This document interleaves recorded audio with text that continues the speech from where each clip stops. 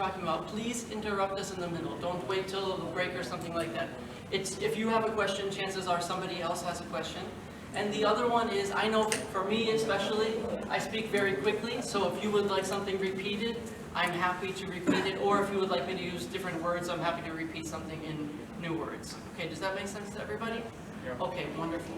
So, I'll introduce myself and then I'll pass it to my colleague and then we'll start.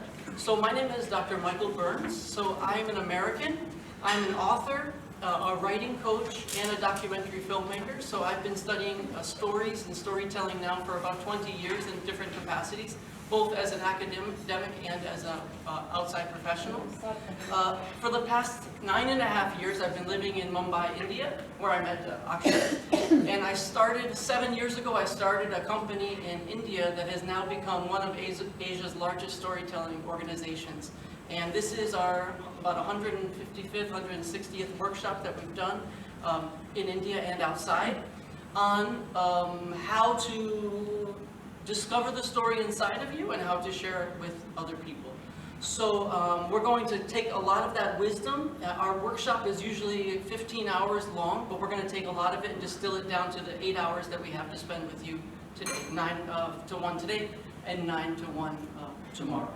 Okay, so I'm very excited to be here with you, and I'll turn over to Akshay. Hello everyone, my name is Akshay Kajri. I'm from Bombay, and I am technically a computer engineer, but I turned into a writer I think around 7 or 8 years ago. And my thinking is geared towards science because that's how I've been trained. But when I met Michael 4 years ago and he introduced me to the concepts of storytelling, it opened up a new dimension in my brain, and ever since then I've been working with him. We've been working very closely on perfecting these workshops and talking about stories to as many people as we can, because we truly love stories from the bottom of our hearts. And yeah. Great. So the preface I want to say before we start is that one of the things that's a little bit different about our workshop is that we try to look at this concept of storytelling with completely fresh eyes. We try to ignore everything that we thought we knew about stories and build up something new. So with that in mind, we hope that something we say today makes you feel a little bit uncomfortable or a little bit confused. If that's true, that means we're doing it right. Okay? So we just want to mention that we're trying to look at stories in a brand new way. So this is not a writing workshop, although there will be a little bit of writing. This is not a communication workshop, although there will be a little bit of communicating. Stories are something different, and we're going to talk about how they fit into those fields, okay? So I mentioned, if you were here for my short presentation yesterday, I'm going to repeat a little bit from that. We go to many workshops ourselves to find out how other people talk about these ideas. And it's incredible to us how often one question is not asked in those workshops. So if you want to learn, for example, if you go to a workshop on how to build this projector, you would think that at some point in the workshop, the question of what is a projector would come up. Okay? But it's often not discussed in storytelling workshops. In other words, the question of what is a story very, very rarely is discussed. And I think I know why that is. So with that in mind, I want to ask you, and maybe we can switch places briefly for a second. I want to ask you what a story is. There's no right or wrong answers. I'm just curious about what you think a story is, so that we can use that as momentum to keep moving forward. So, in your opinion, what is a story, or what's involved in a story? Anybody? Experiences of our life. Experiences, fantastic. Experiences from life, wonderful. Beginning and ending. Say again? Beginning and ending. Okay, great. So beginning and ending, and we can even throw in middle somewhere. Middle. B-E-B-M-E. Maybe a series of events that ends with a wisdom or... Okay, series of events that ends with some wisdom, narrative, fantastic, thank you. Facts, feelings, fights, everything. Lots of F words over there, facts, feelings, and fights, I like that. Sending a message. Sending a message, good, fantastic. Inspire. Something inspiring, especially towards the end or looking back on the story. Anything else? Leaders. Expressing your point of view. Sure. What's happening around. Expressing Which your may own not particular tell point you of what view, else. wonderful, great. A personal account. Personal account, fantastic. version of event. One version of looking at things. So this idea of this point of view again. Yep. Now, just as an aside, one of my least favorite expressions is both sides of an issue, because there's so many more than two sides of any issue, right? There's hundreds of sides to every issue. What else? What's up? What else is involved? To convey a message. Conveying a message, right? You start. Some values. Yes, sure, absolutely. Conveying some values or infusing what you have to say with some values. Some lessons. Some lessons and experiences based on real life. Yes, experiences based on real life. Should we give some time for translation now? Is that a good idea? I wanted to ask, Yes. just anyone does not know English? All of you comfortable? You don't need translation? Because if no need for translation, we'll just put it in the WhatsApp instead of interrupting the workshop. We were going to stop every few minutes to allow some translation. No, that's يحتاجون our ترجمة ولا لا؟ كم واحد يحتاج ترجمة؟ Okay. So just put it in the WhatsApp for now. لين ما نشوف. إذا شفتوا ناس جدد بعدين نحط Okay, thank you. Okay, thank So you. continue just. Yes. No, but everybody's comfortable. Perfect. I would love to hear a few more. So far, this is great. And there's Someone said conveying something. message or values conveyed. Yeah, absolutely. What else? Yes. It can be faking some facts. More F words Yes, back some there. facts. Faking some facts. Yeah, sure. Absolutely. Absolutely. It also could be somebody else's experience. Sure, definitely. So Somebody else's story. story often involves somebody else's point of view. past, present, and future. A story can tell future. Really, nobody ever mentions imagination, that, but that's extremely important. A story, a good story always has future implications. Enjoyment, sometimes you feel more comfortable when you're Right. telling a story. Or we go to the movies to enjoy stories, right? So part of it is entertainment, sure. What else? One or two more? Influencing others. Say again? Influencing others' behaviors. Yeah, a way to persuade others. Distributing values for in life. Yeah, so not just sharing values, but also widely distributing them. An avenue to get your message out there to a large audience. Developing imagination. Yeah, for sure. As a tool for creativity and developing imagination. Okay, so these are fantastic. Remember I said before that one of the reasons why storytelling workshops skip over this question of what is a story is because it's difficult to answer what a story is. So, why not just skip it and assume everybody knows what a story is? In my opinion, we can't do that. If we want to be better at telling stories, we have to be able to answer this question, even if it's difficult. We can't pretend, oh yes, it's all of these things, let's just move past it to the next thing. Correct, it is all of these things. But the entire point of today is to slowly take small steps to define what this idea of a story is. And we're going to give you 4 definitions. And by the end of the day, I think, you don't have to agree with everything we say, but I think that you'll be persuaded that the information we're giving you is useful. And then tomorrow, with those definitions in hand, we're going to talk about how you can tell the best story possible for yourself and your organization, okay? So the reason that this is skipped is because it is complicated, okay? There is an approach. There is an approach in thinking and with social media that every experience in life is a story.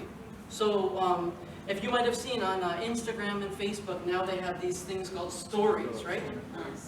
And when I saw that, it drove me nuts because I was already talking about how the word story is being overused for everything, right? Some people write stories this thick.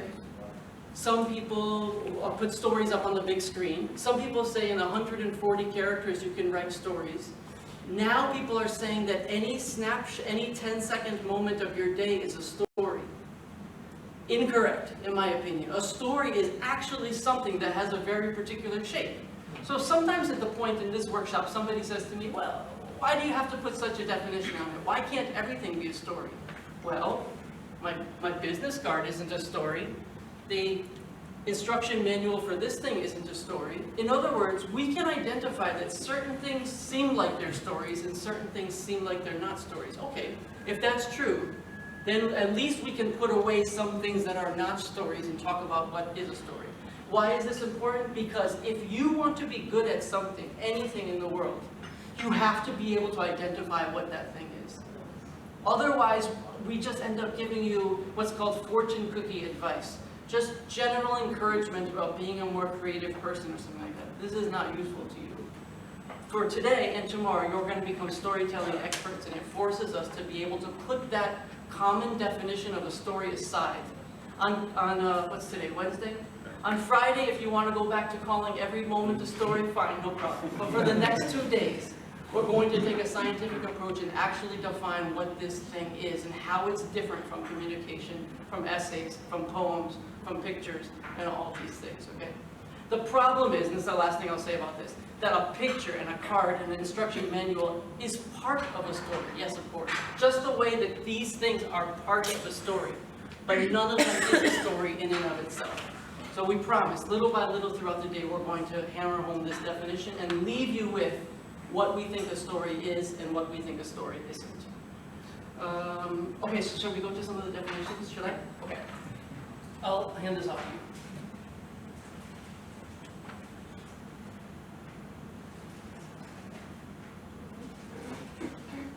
So this is the general definition of a story given in a dictionary.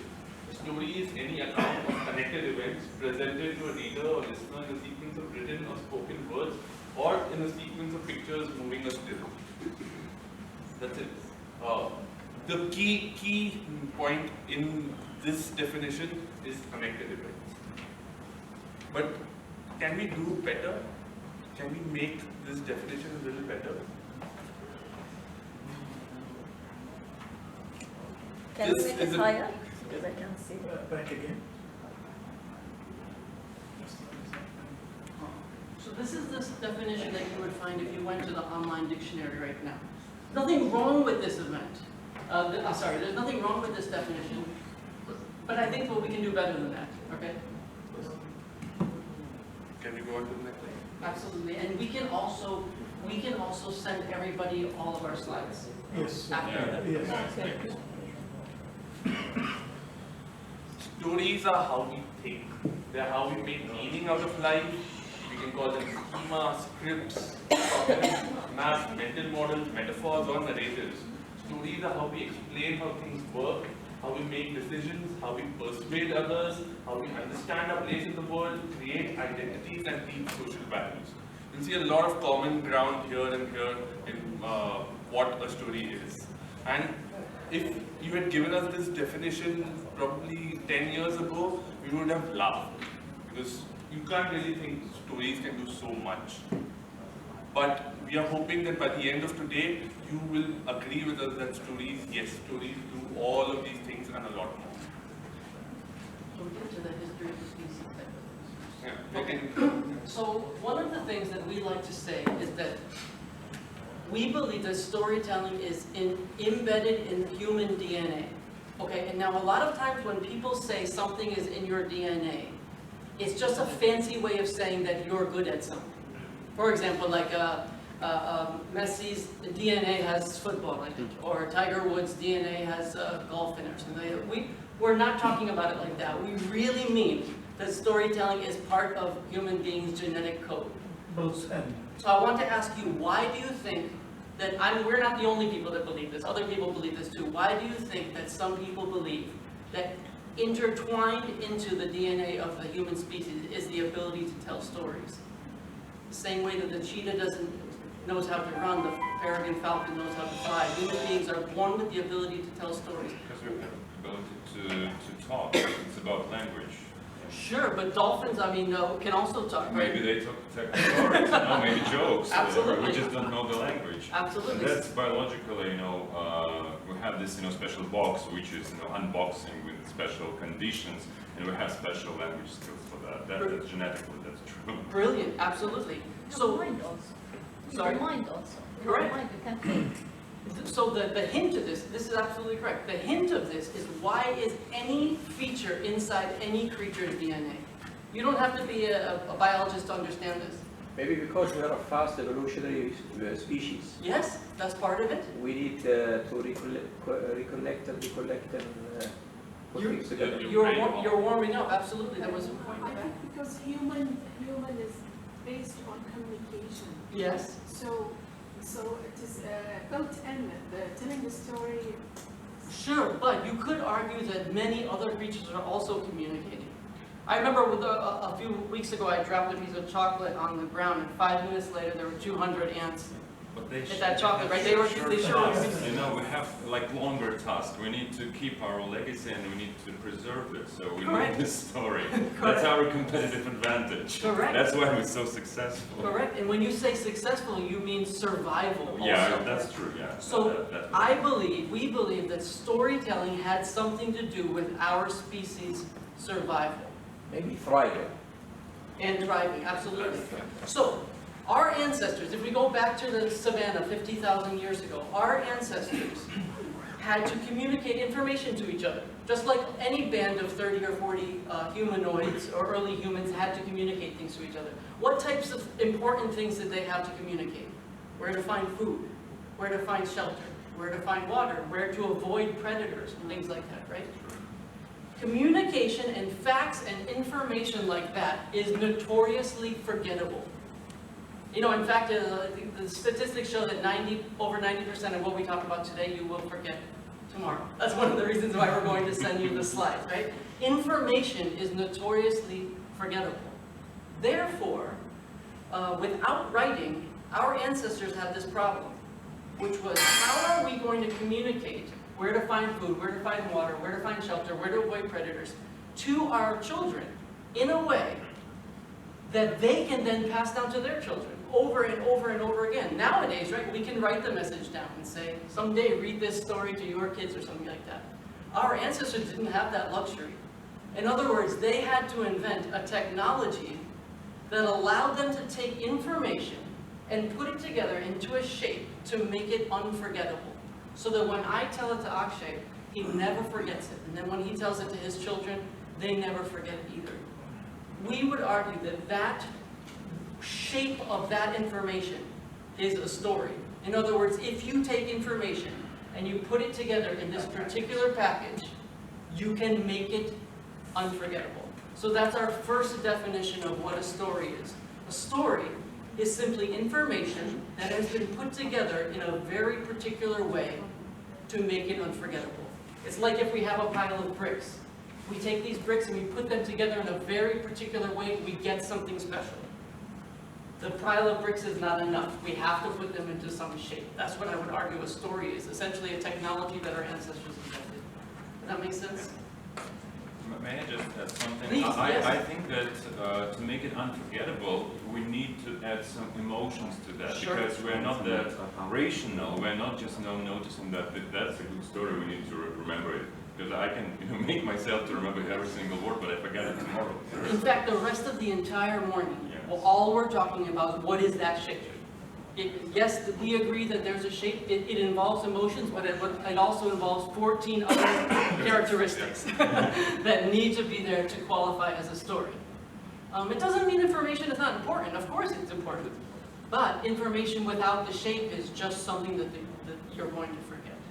And actually, there is a research that emotional things we remember. We remember who hurt us. We remember who we love always, and that's because of emotions. That's true. I can remember things that I did when I was 3 years old, and I could not tell you what I had for breakfast this morning, a few hours ago. Yeah, It's that's amazing. true. It's That's- incredible. Yeah. That's a great tool. Thank you. All right, shall we keep going? All of this is just a preface to begin to answer this question.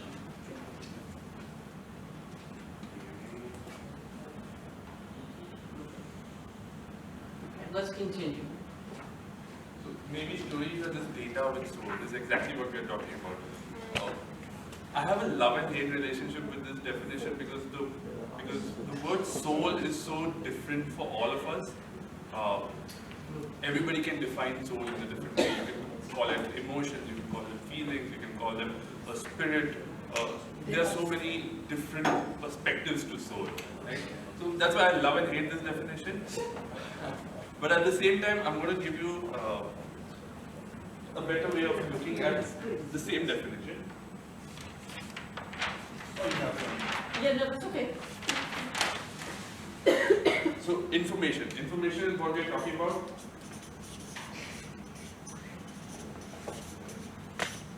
Information is something that we want to transmit to the audience of the story. And what are those, like facts, figures, Facts, events? figures, events, numbers, whatever they may be. And these are the details that need to go up. But let's get a little deeper.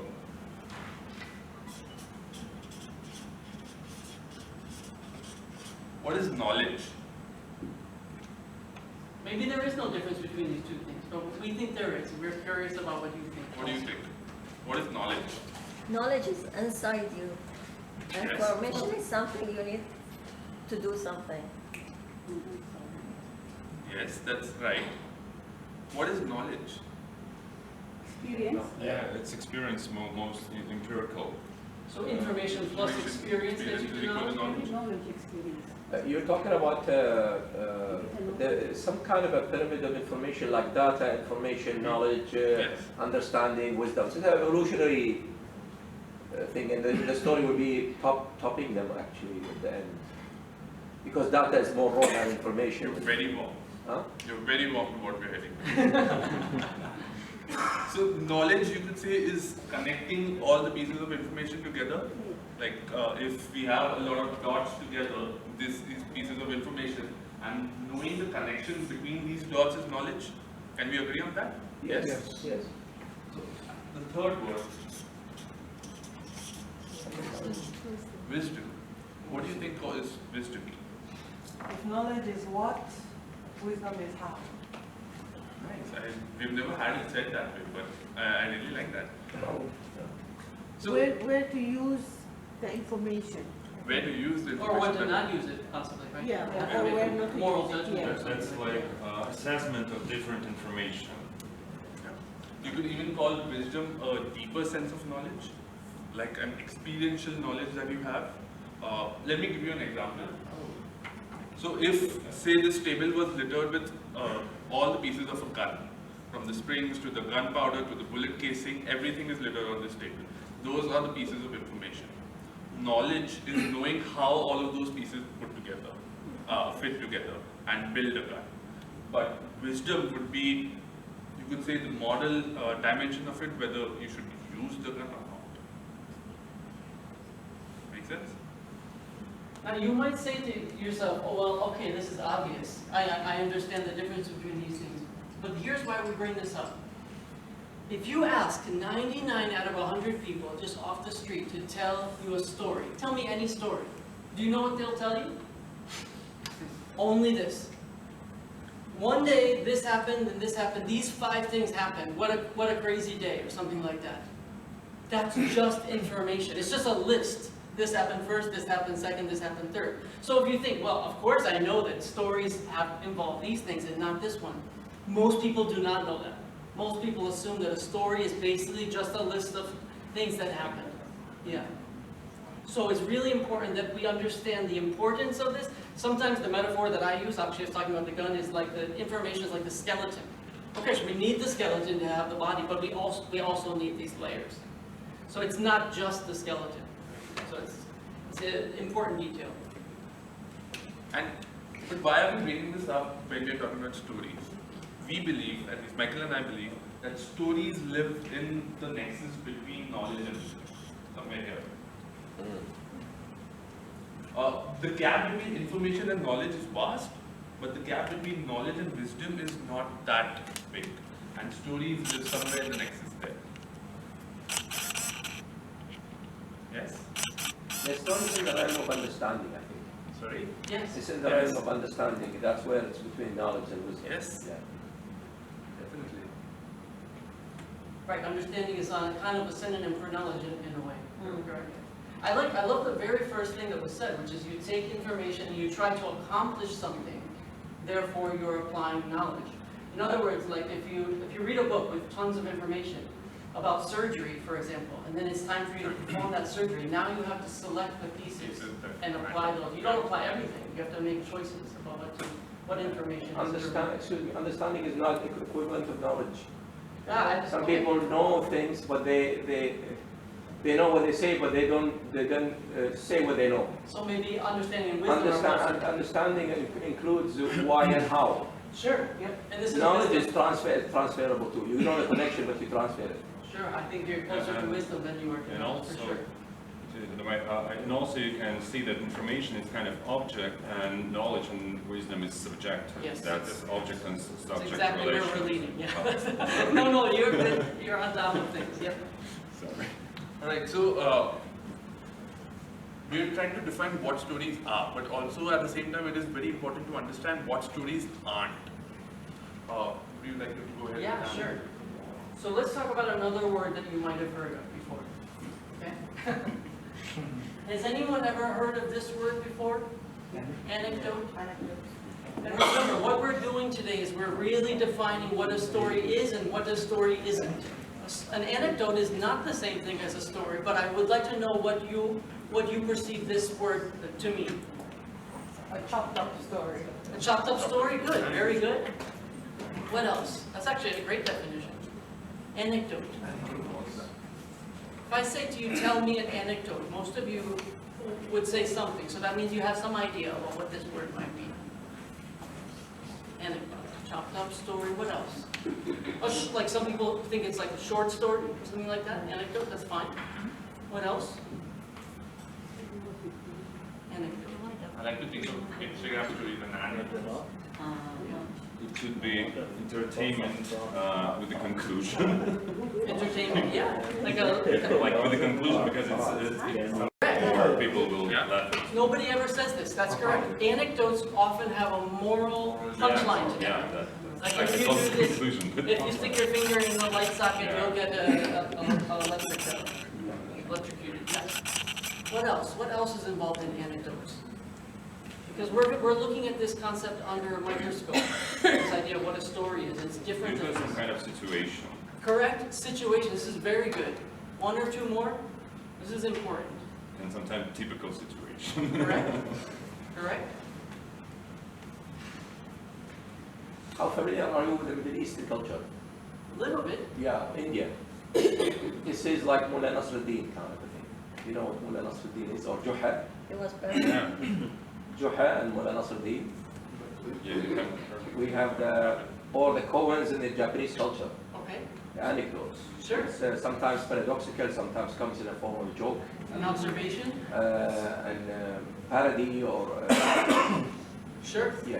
I'm more familiar with the Japanese version. You will be enjoying tremendously the culture of Juha and Mullah Nasruddin in the Middle East and India. We're going to spend tonight reading about that. Yeah. Well, some of you hinted it, especially when we heard the word situation and the words chopped up story. An anecdote is a single incident, one thing that happens. So somebody talks about the flat tire that they had last night on the way to the meeting. This is an anecdote, okay?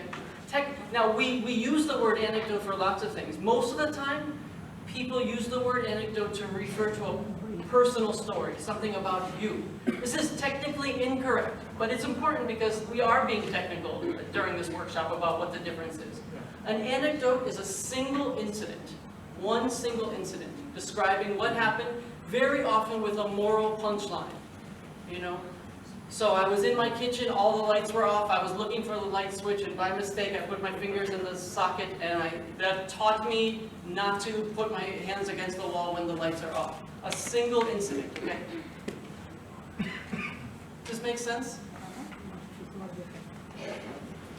Stories are fundamentally different than that. And the reason is because stories are multiple incidents. Now you might be saying, yeah, well obviously stories are more involved than anecdotes. This small thing has huge implications. So let me just repeat what we said before. An anecdote is one incident. A story is multiple incidents. Why is that so important? Why do you think that unlocks everything? In other words, what do multiple incidents allow to take place that single incidents don't allow to take place? This is one of the most difficult aspects of the workshop in day one, especially in the morning when everybody's just waking up. Why are multiple incidents so important? They allow something to happen. Because the conclusion of that is going to give you the wisdom of you to learn something in life, for example. That's eventually, absolutely. That's kind of the end of where we're going. But before that, something happens with multiple incidents. It allows you to see The whole picture. a multi-dimensional Yes. aspect of the information that they're trying to Wonderful. pass across. There And then was- it teaches, Yes, it ends up teaching. correct. There's a very So it's simple very- term for this. I felt like I heard it. What happens with multiple incidents? It kind of pleases your thirst to know everything.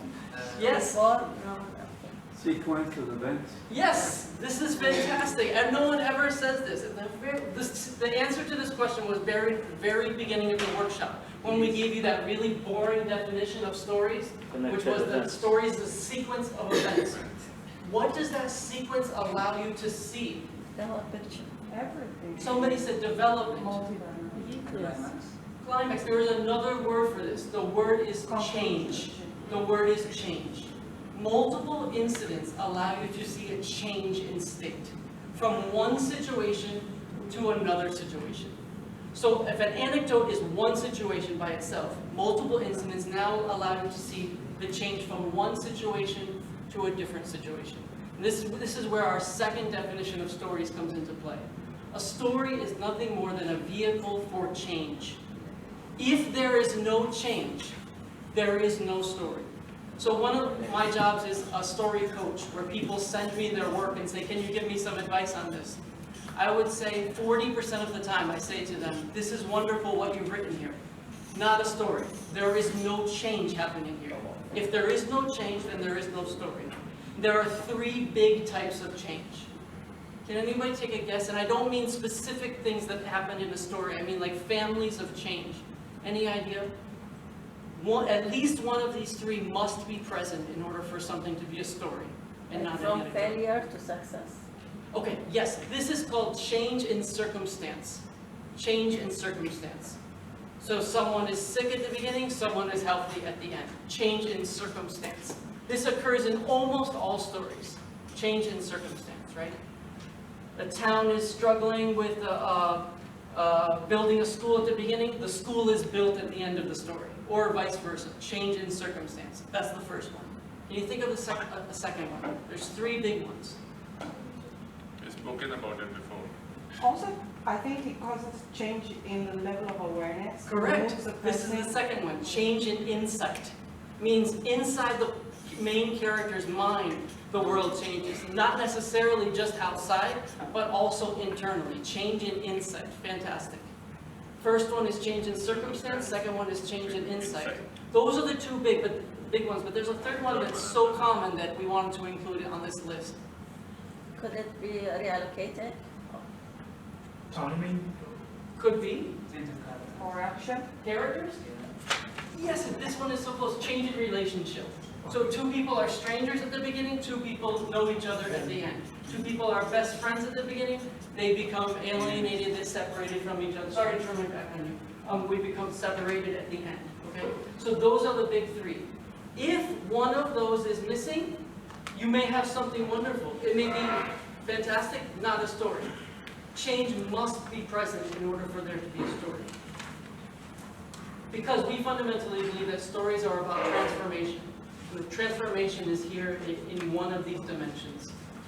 Does this make sense to everybody? Change. Or at least you're coming along with us for the ride. So we just want to mention again that all of this is a proposal.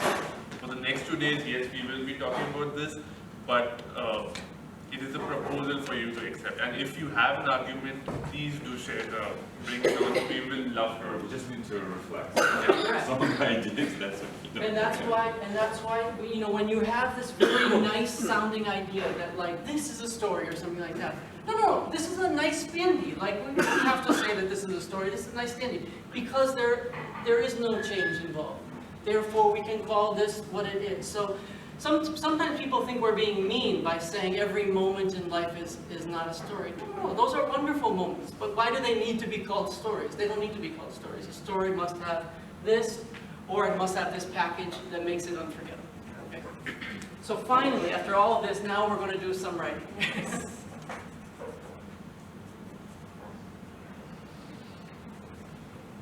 I'll hand this up. All right. So,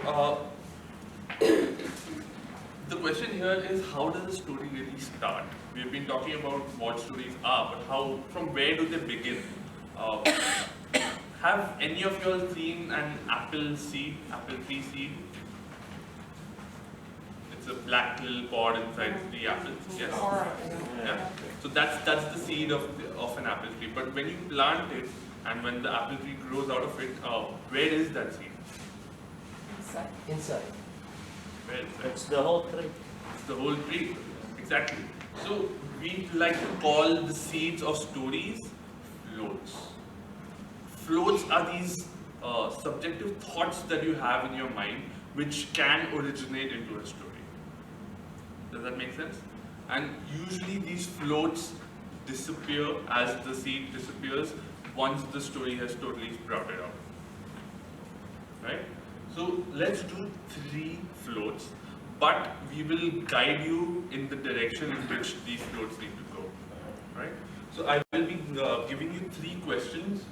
Do we have the questions on the slide, Michael? We do, but let me just tell you the rules first.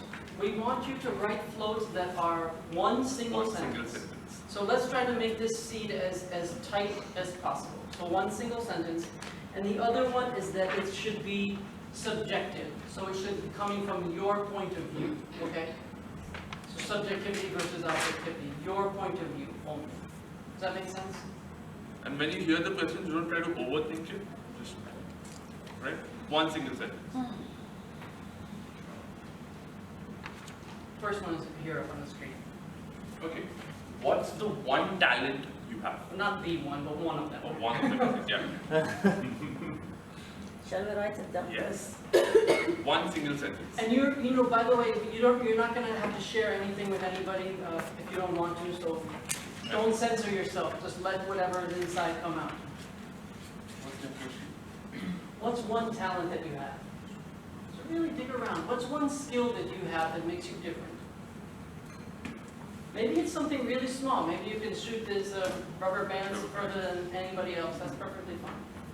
I mean, paper planes. Even Mike, I say my talent eating ice cream. We have to have a contest something. Me and you. I look skinny, but I'm ferocious ice cream eater. The answer should be a sentence or a word? Just a single sentence. See if you can make it into a single sentence. It's supposed to be short as possible, right? Correct. While you're thinking about that, shall we move on and give you the second one? What's one thing that you admire about your organization? You all work in different organizations and universities. What's that one thing that you admire so much about it?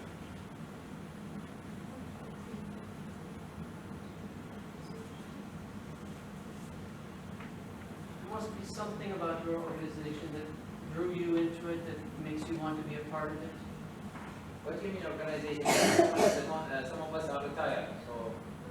Yeah, maybe you're involved in a new project. Like we were thinking of writing the word project originally. Right. Because everybody is involved in some project. Even if it's personal development, it's still a project.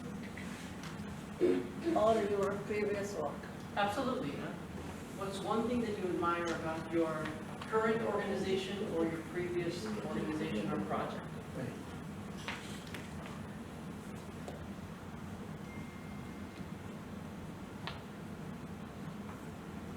I think the key to doing this is to try to find something that not everyone might say. If everyone says it's fine, but then we're moving into objectivity at that point. Like, for example, on the first one, you don't want to think about it as people tell me I'm good at this. This is objective. I want you to think about yourself and say, what am I good at? Maybe it's something nobody else even knows about. Fine, wonderful, even better. Your point of view. Okay, and the last one? If there was one thing you could change about the world, what would it be? Imagine if you had a magic wand, but you could only make one change. Yeah, it's And you can't ask for more wishes. You can't ask for Yeah, more you wishes. can. Yeah. Just one. Can I send you a list?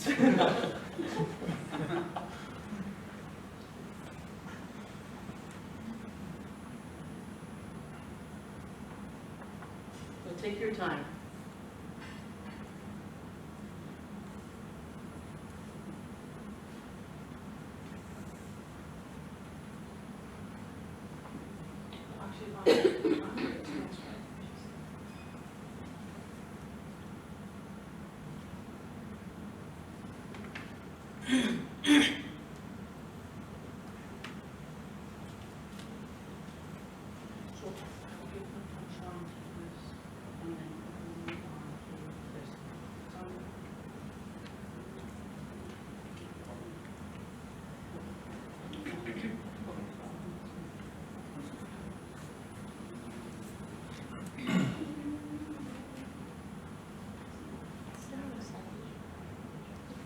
Okay, so one of the things I wanted to make sure everybody had enough time, so I'll give, some people are still writing, so we'll take one more minute.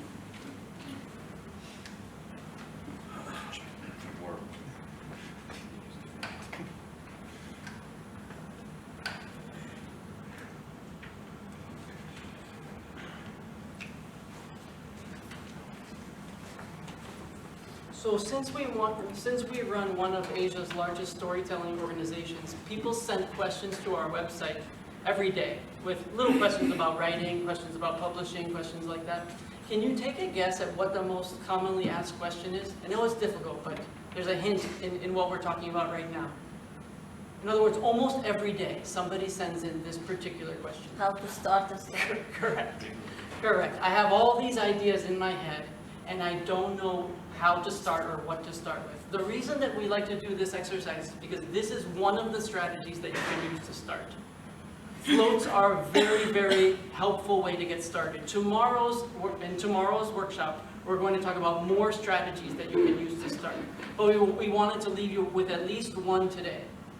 The more subjective you can get, in other words, the deeper you can go into your own thinking, the stronger that seed will be when you plant it, we promise you. The more objective, the more obvious your floats, the less propelled forward that you're going to be. This is just something about human nature and the way that stories begin. So, floats, these types of deep questions like this will get you material to start. So we wanted to make sure that everyone knew that. Okay, so I think this is the beginning, this is the end of the philosophy portion of the workshop, and now we're going to start to get into the concrete portion. Yeah, is there anyone now, we said before that no one's going to look at your paper, but if you would like to share, we would love to hear any of your ideas. Is there anyone that would like to? Okay, great, thank you. Can you pick one from your sheet? Your favorite one. Your favorite one. I have developed the three, so I can share the all. Okay, sure, why not? So, I believe that I have ability to motivate others. Okay, great. To convince others. The second thing, my organization gives me to do new things that I like. Fantastic. And if I could do one thing, I will stop automation. Interesting. All right, I love that. Let's go to the first one. So imagine that all three were fantastic, but the first one was especially interesting. I have a talent, I have a skill to motivate other people. If we had more time, or if you had more time, what would be the next step to building on that? I found that when I was small and Correct. my sister was upset. In other words, where did that come from? What were the circumstances in your life that allowed that skill to develop in you, right? So that's the next layer that you would put on that, right? And at some point in your life, you were not good at motivating people. Therefore, something changed in your life that suddenly allowed you to develop this skill, right? So little by little, kind of like a reverse onion, little by little we would start to add layers onto that seed to nourish it, to grow it into something stronger. Does that make sense? So like floats can even be like things that you're afraid of. Like I'm terrified of the ocean, for example. This is a very good float. Because what happened? Something happened in your childhood or in your teenage years to make you afraid of the ocean, and we add a layer onto that, okay?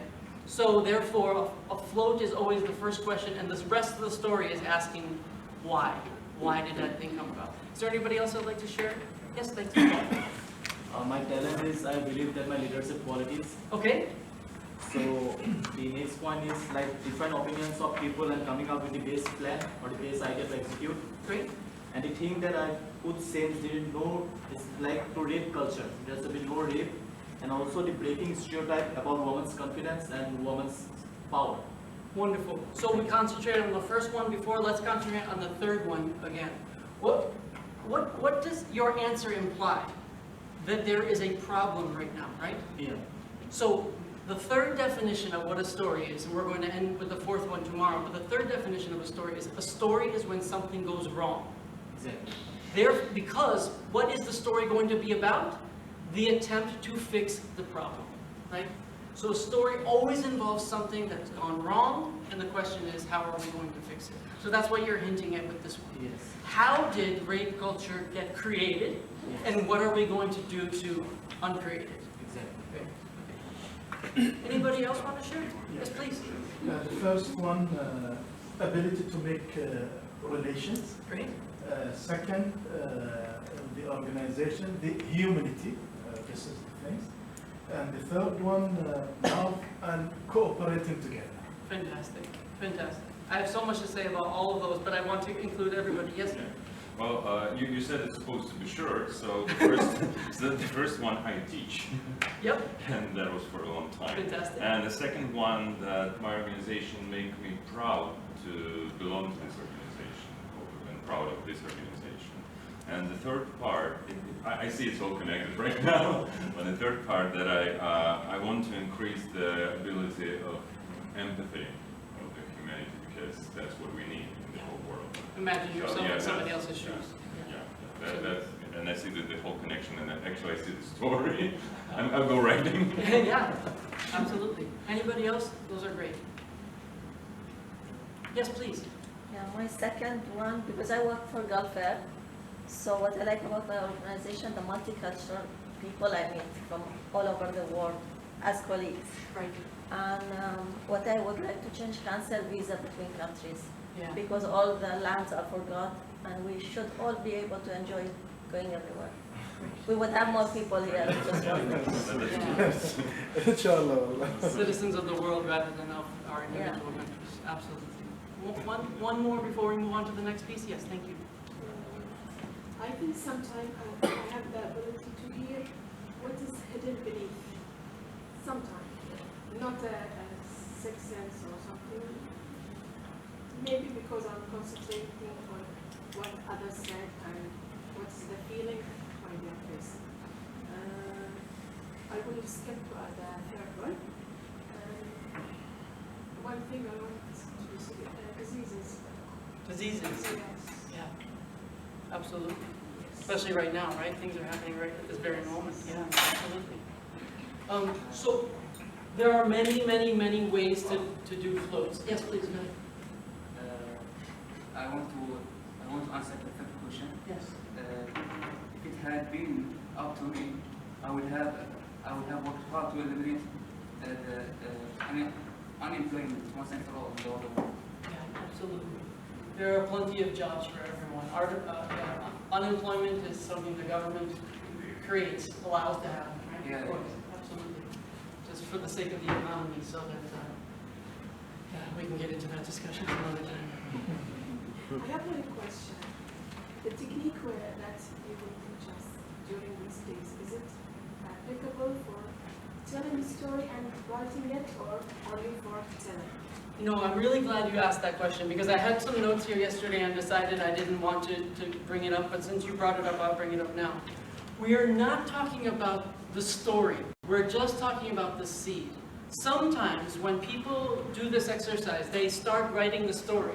And we say to them, try to stop yourself. Try to create a strong seed first. Yes. And the reason is because, remember what Akshay said before, that in a real plant, when you plant the seed, little by little the seed dissolves and changes into the plant. A lot of times the seed is interesting, right? But like you said about seeing between the lines, there is a real seed behind that seed. Another one that's more important than that one. And if you get focused too much on that seed and you start building the story around your first observation, you don't go deeper, okay? So we always encourage people, yes, wonderful, you come up with some seeds, but be aware that sometimes the destiny of that seed is to dissolve in favor of something more interesting, more profound, and deeper. Okay? You want to know why that is? We don't usually talk about this, but the reason that is because the first thing that comes to mind for these is often a very nice thought. But the profound one that's behind that one is something a little bit painful to think about. And we don't want to think about that right away. So that's actually where the best stories are. So we mentally and kind of spiritually, you could argue, we don't want to go there right away. So we answer these questions in a very nice, gentle way. So we say, okay, great, answer them fine, but recognize that we might have to go to somewhere uncomfortable to find the better answer for these things. Okay. We don't often say that, but that's the truth. Every great story involves trauma. Every great story involves difficulty. All right.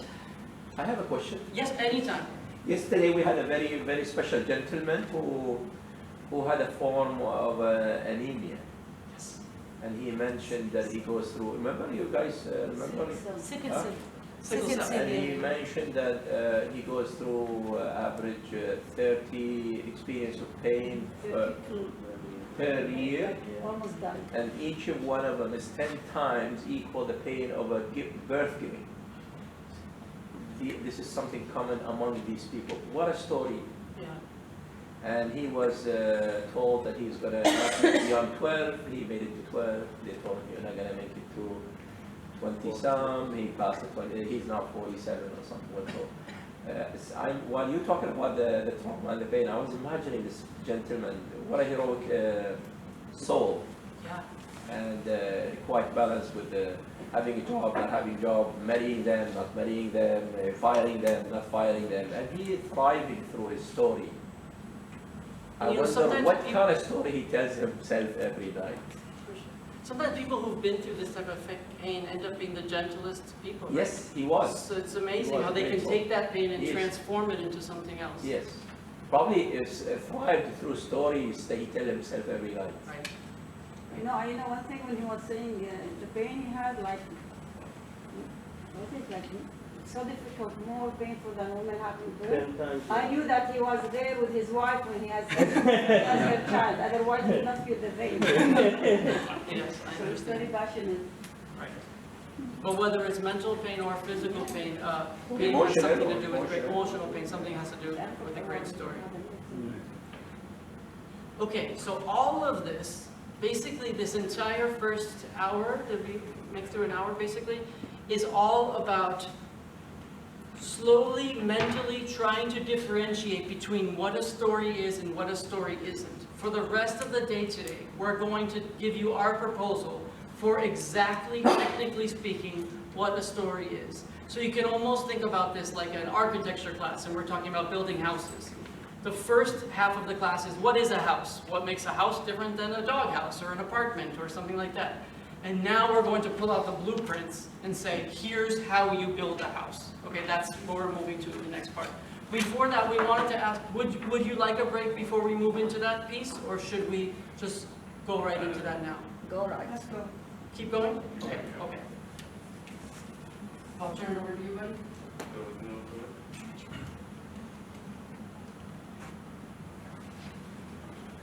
So we have, we would call this the shape of the story, the arc, and we'll, once we get into it, you'll know why the shape is really handy.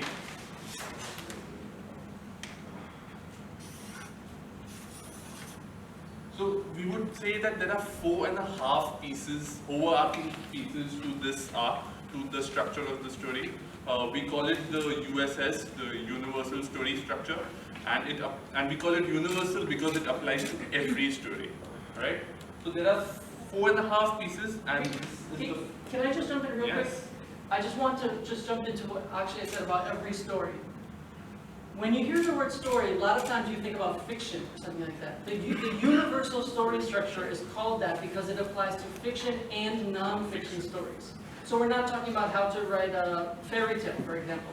We're talking about how to construct any story, whether it's real life or whether it's something in your imagination. This is incredibly important because if you go to a writing class or a workshop, sometimes they're focused on writing fiction or non-fiction. This is a blueprint for any story, regardless of genre. So the first element of the art is called foundation. Like Michael said, you're building a house. Can a house be built without a foundation? No. Actually, yes. Sometimes. Yes. Not in Gaza. Yes, but eventually it will fall down. Mostly like a tent. Yeah. A tent is made to collapse. So without the foundation, you're not really going to build a house. And the same way, without the foundation, you're not really going to build a story. So if a house doesn't have a foundation, it will stand, but it will stand very temporarily, right? The same way that if you tell a story without a foundation, you will have the person's attention, but not for very long, right? That's the idea, right? Same way that you ever read a book and somebody says, hey, did you like that book? And you say, the book really didn't grab me, or something like that. Usually there's something fundamentally wrong with the foundational element of the book. And so this is our first piece. So the foundation answers these 4 questions: who, what, where, and when. What do you think who is for?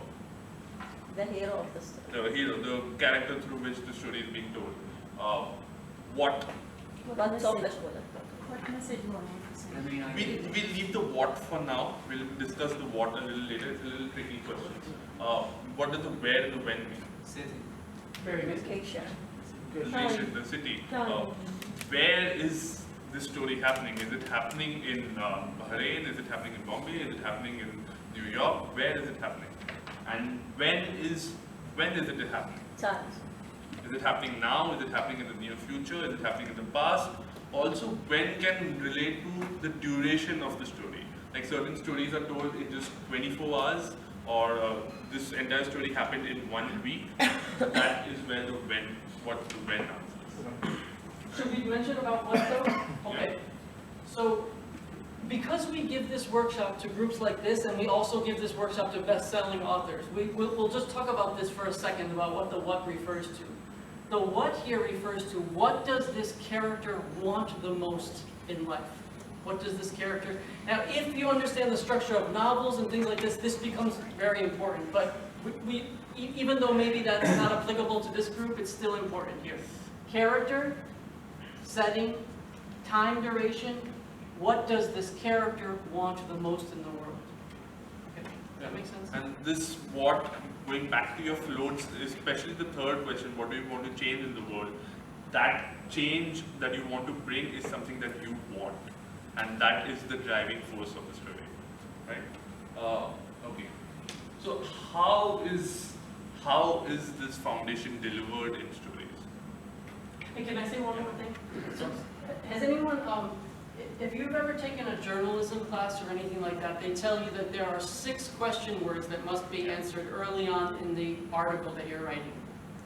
What 2 were missing from that list before? How and why? Okay, very good. Why are they missing from this list? Because it is later on. Because that's the story part. Right? That's the house part. Right? We're just talking right now about the foundation of the house. Yes. Correct. Absolutely. So sometimes people say to us, yeah, but what about why and how? Of course.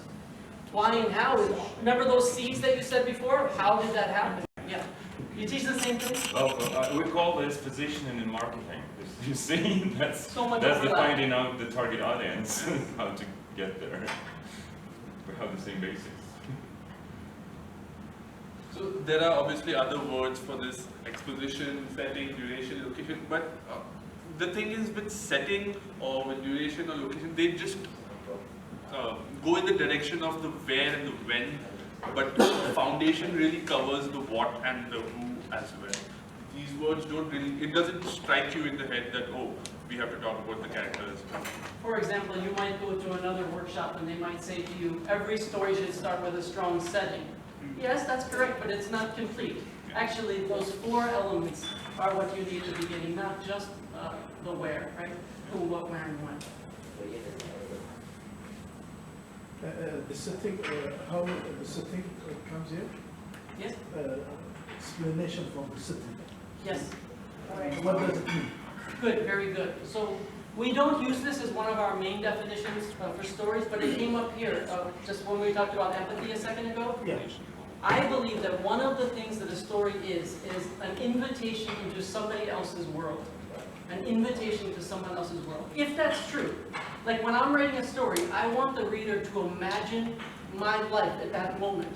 If that's true, I have to invite them into that world. I have to create that world for them. And even if it's just one sentence, I have to make them feel like they're stepping into that world. Sometimes when people hear setting, they think, oh, you have to spend 5 pages building your world. Absolutely not. In some genres you do though. Think about science fiction and fantasy. If you're writing a science fiction fantasy story, yes, you have to spend a lot of time with the setting because you're creating this entire world from scratch. But yes, absolutely, you're building it, but it doesn't always require such an elaborate effort. However, you must invite them in, even if it's one sentence.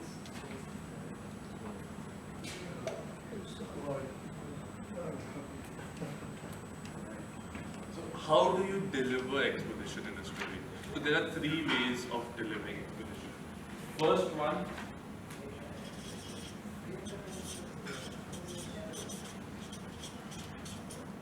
is upfront exposition or upfront foundation.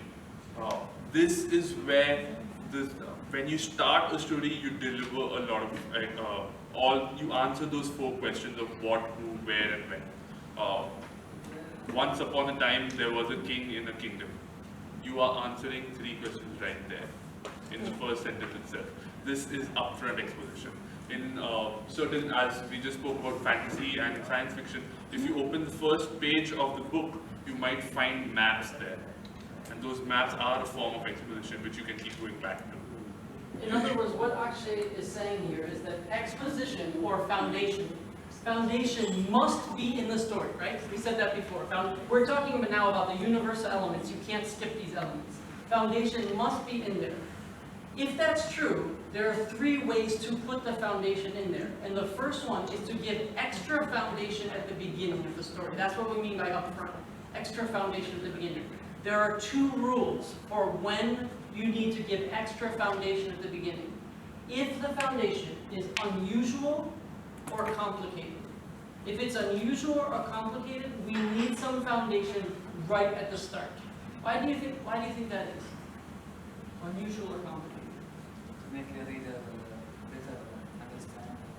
Correct. If the story is set in their normal everyday life, well, you don't need to spend a lot of time explaining that. There's something that they can relate to.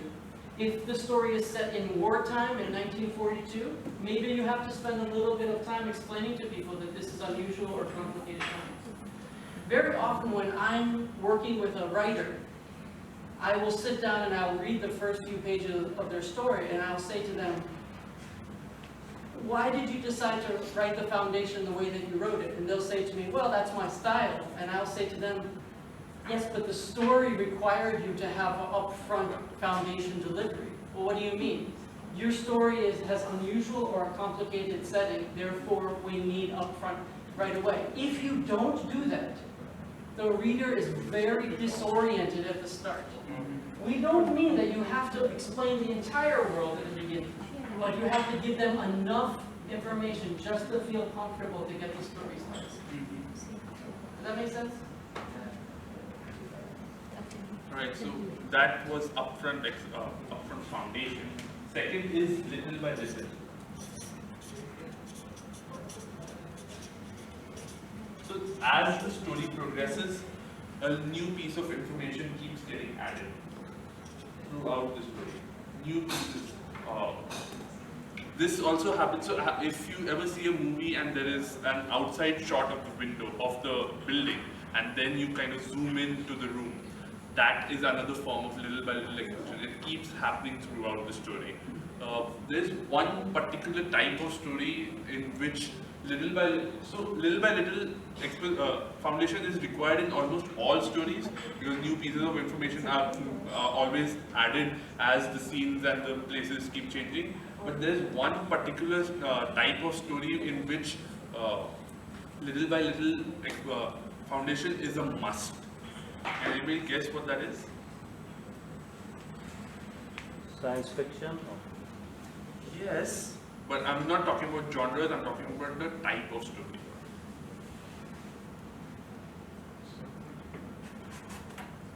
What's the question? Can you repeat the question?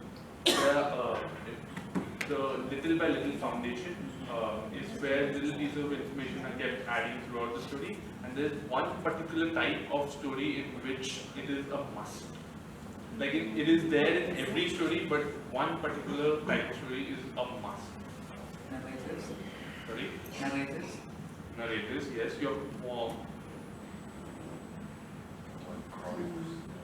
Sorry? Chronics, historical things, when you go. Yes. But Maybe adventure stories where they go to another places. you would rather need an upfront exposition there. Like journal Focus. Yes, journal style. Very warm. You're very warm. So what I'm talking about is episodic stories. Stories which are told in small chunks of episodes or serials, especially all the Netflix shows that we watch. It is a must to have little by little foundation in there, because that is the only way the audience is going to be hooked into the story, because new pieces of information need to be added in. Alright? Little by little exposition, have every one of you all read Harry Potter by any chance? Sometimes. Yeah. So that is a great example for little by little. It is an episodic story and pieces of information are littered through all of the 7 books, or the 8 movies, whatever your preference is. Make sense? Yeah. Alright. Third one.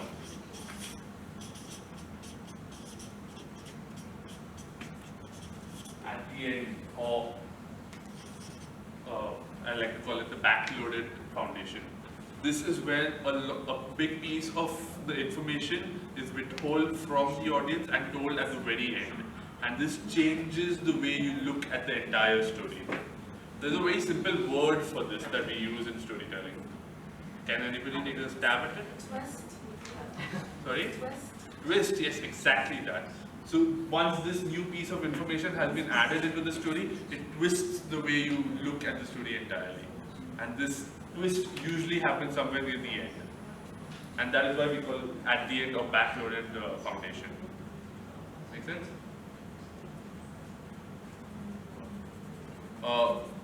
Can anybody guess a good example for backloaded exposition?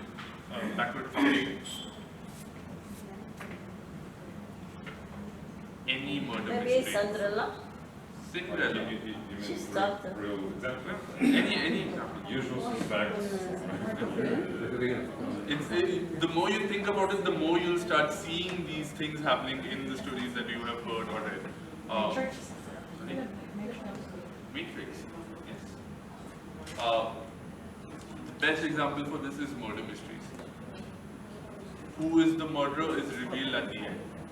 Even though it has happened at the beginning of the story, the revelation of that information and that twists the entire way you look at the entire story, because now you need it and you'll start spotting the connections there. Right? Right. Next slide. Yeah. We have some videos for. I think Okay, you want to preface this one? so this is Casablanca. Yeah. Yeah. So this is a perfect, beautiful example for upfront exposition, upfront foundation rather, and it uses a technique called voice of God, I believe. Yeah. So right at the beginning of the movie, it gives you an entire in of how the world really works, and I think it's pretty self-explanatory. Hopefully our audio is working. We have internet? Yes. Otherwise, it's ready. It would work without the internet.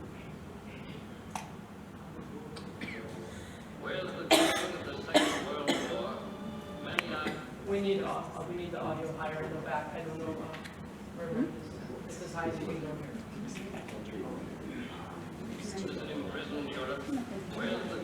Is there somebody? Of the Second World War, many eyes in imprisoned Europe turned hopefully or desperately toward the freedom of the Americas. Lisbon became the great embarkation point, but not everybody could get to Lisbon directly, and so a tortuous roundabout refugee trail sprang up. Paris to Marseille,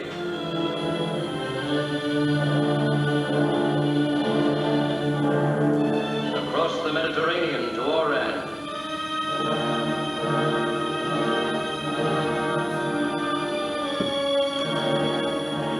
then by train or auto or foot across the rim of Africa to Casablanca in French Morocco. Here the fortunate ones, through money or influence or luck, might obtain exit visas and scurry to Lisbon, and from Lisbon to the New World. But the others wait in Casablanca, and wait, and wait, and wait. Okay. So what is the backdrop of the movie Casablanca? What's happening in the world? War. World War II, absolutely. Remember our rules for upfront exposition? Yeah. What were the conditions? If it's a war or something in past. Unusual or complicated? So these conditions are both unusual and complicated. In Casablanca, you can't move around unless you have these letters of transit. The entire movie is about getting your hands on these letters of transit. Therefore, because we have unusual and complicated, we require some upfront exposition.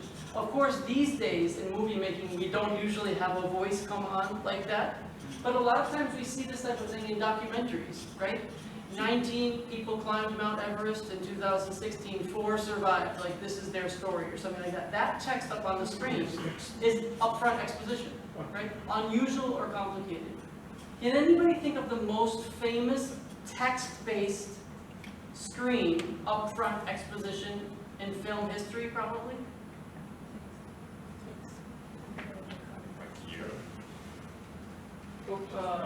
Something happening with your presidents. No, that's a good idea.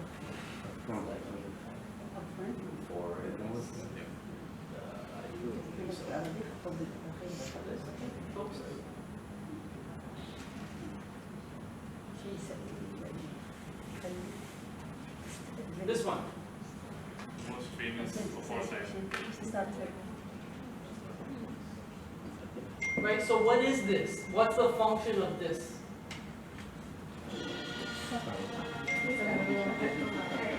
Right, it's not just to get us started into the movie. This is providing background information that we need in order to understand the rest of the story. So imagine you're telling a story to somebody about the work that you do or something like this. Very often people will start by saying something like, before I tell this story, let me tell you a little bit about what my company was like 4 years ago. Back then there was only 3 staff. We had a small office in this place. We did all of that is creating the world, right? And then after that foundation is finished, they're going to now start the story, basically, right?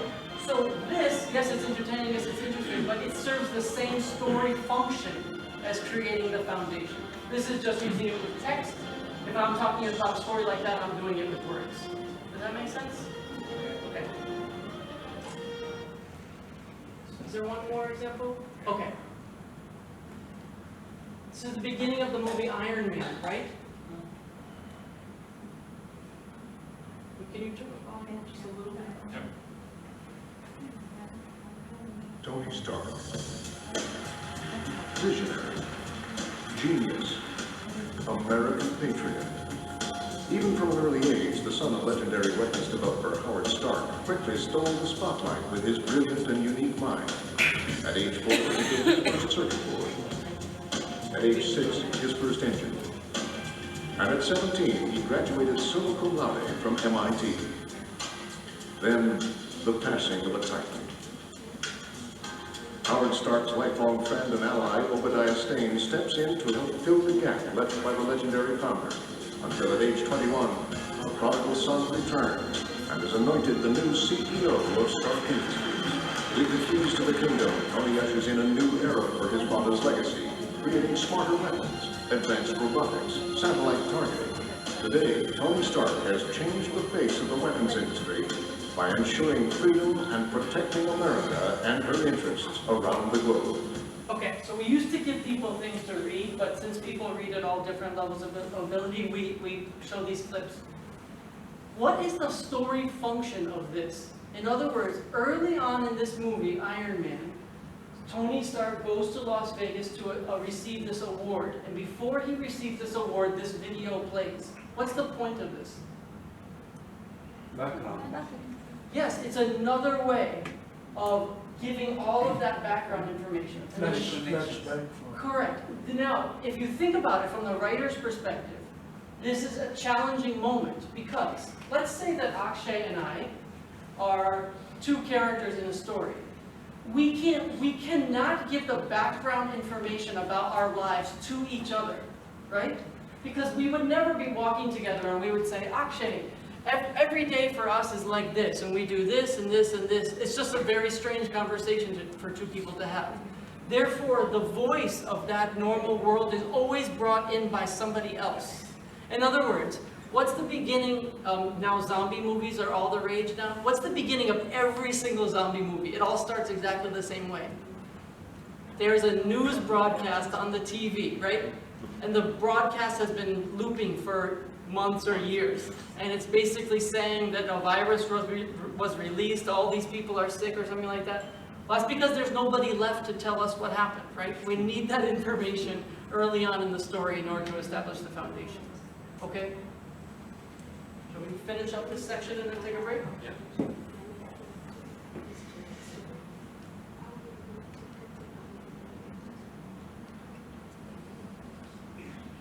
Okay. So now we have a bit of a writing exercise. Should we just put a cap on this one, maybe before we move on to the next one? Okay.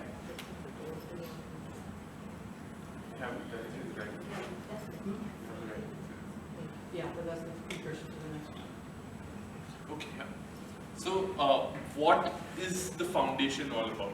What, except for giving information to all of us, what is its role in a story? What does it set up? What does it create? What does it create? The start. The mood. Base, the mood. Base, mood, yes. What else? Sorry? Attention. Attention. Yeah. Preparation, just to get inside. Think about a fairy tale for a second, like a Grimm's Brothers fairy tale. How does every fairy tale start? Once upon a time. Once upon a time. What's the next piece? There was a handsome prince. Yes, once upon a time there was a place, and in this place people did this type of thing every day, right? What is that establishing? What is that creating? It takes me where the story will be. The first idea. What about when you wake up in the morning and you do the same thing every day? What is that called? Routine. Routine. Routine. A habit. In other words, a normal world. The exposition creates an everyday normal world. This is what it's making. It's creating what's called a normal world.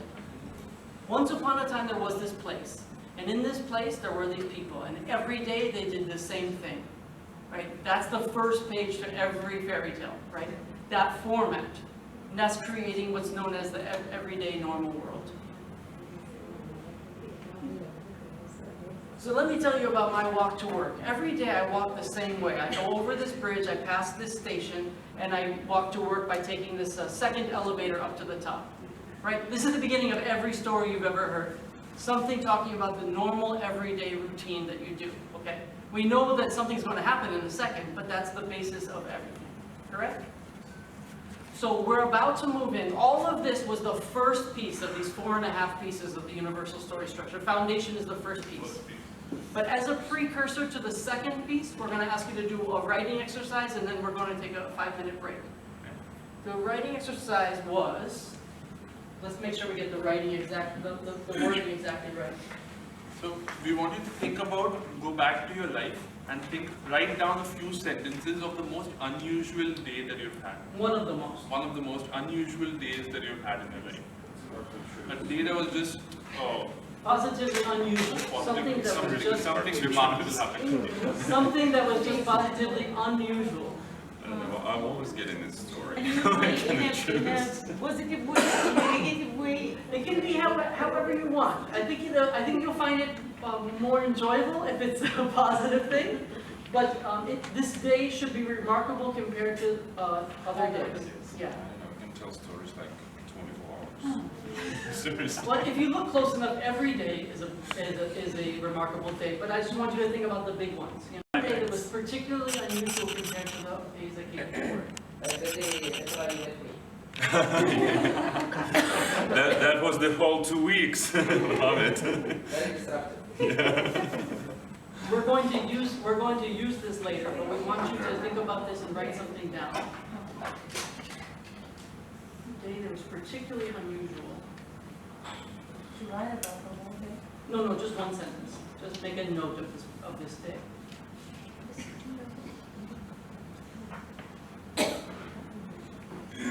Maybe one sentence, maybe 2 sentences. Is it supposed to be a concept or the full text? Or something from your real life. Just Yeah, one, it is, but should we put it like a concept or the real text? One sentence, because you're going to expand on it later. Okay.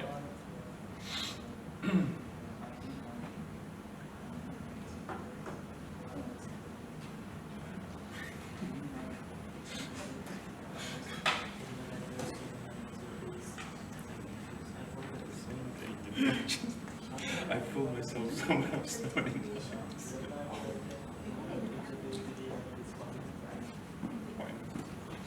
Quite interesting.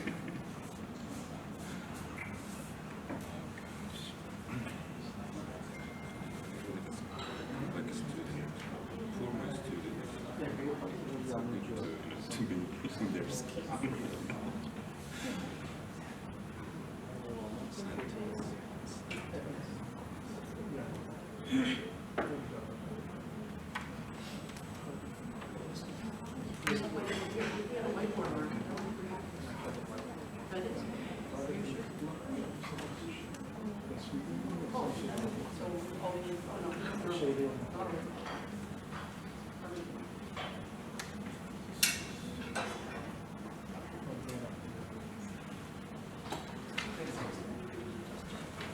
Okay, great.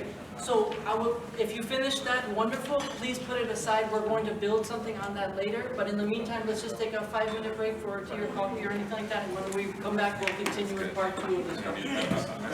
Sure.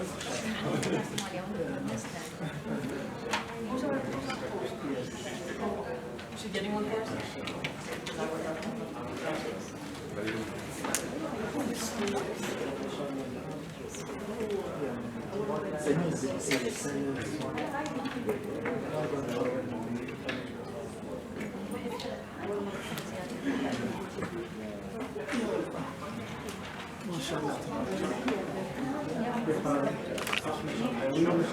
Which one?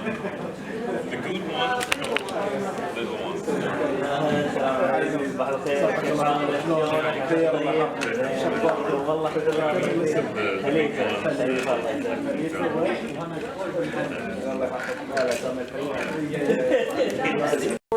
Does anybody remember the first one that we went over?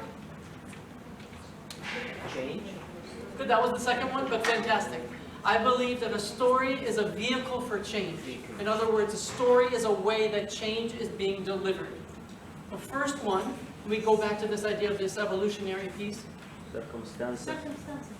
Well, I think it's information that has been packaged in a way to make it unforgettable. Yes. I believe that. And the second one, I believe, is change.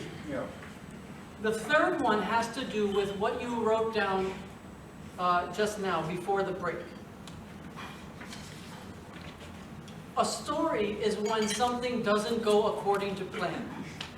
Whether what happened on your list was something bad, or whether what happened on your list was something good. Basically, things were going in this direction, and then all of a sudden one day, they turned around and went in a different direction. When something doesn't go as expected, So has a plot? Correct, we're going to start to get into that in a second. This is going to be important for later. This idea is when, you could also say it like this, a story is when something goes wrong. A story is when something goes wrong, a story is when something turns. Absolutely. Okay, so now we're going to get into the second one. You want to go to the next slide? Second piece? Should I mention that? Yeah. Okay, so there was one final slide that we didn't do for foundation. The last thing I want to say about the foundation is that the foundation is kind of like the cup in which the story is poured. It is part of the story, yes, but it's also the context in which the story takes place. The box in which the story takes place. One of my favorite definitions for the foundation is what happens before the story starts. The foundation is what happens before the story starts. Therefore, you could argue that the section that we're about to get into now is the actual beginning of the story. Remember I said that the foundation establishes something? We talked about fairy tales. Once upon a time there was this place, and in this place, what is that establishing? Normal. The normal everyday routine, correct? And you had an everyday normal routine, and then you wrote down something on this piece of paper. Right. What is that thing that you wrote down compared to the routine? Abnormal. A break in routine. Otherwise known as an inciting incident. Do you want to skip to the next slide? Okay. So, the next section of the, not that one. The next section of the universal story structure is the action sequence. So far we have one, the foundation, and the next one is action, okay? It's kind of like the foundation was setting up the chessboard, but the action is now actually starting to play the game. It's kind of like setting up the chessboard is what happens before the game starts, and then once the board is set up, we can actually begin to play. So far so good? Does that make sense? Yes. The action sequence, the action section of the story structure is very complicated, but it's also extremely important. And I'm going to walk you through, and now the next one. I'm going to walk you through, and the next one. And then, before that. I'm going to walk you through the 8 subsections of the action sequence. I know this is confusing, and if you need me to repeat something, that's perfectly fine.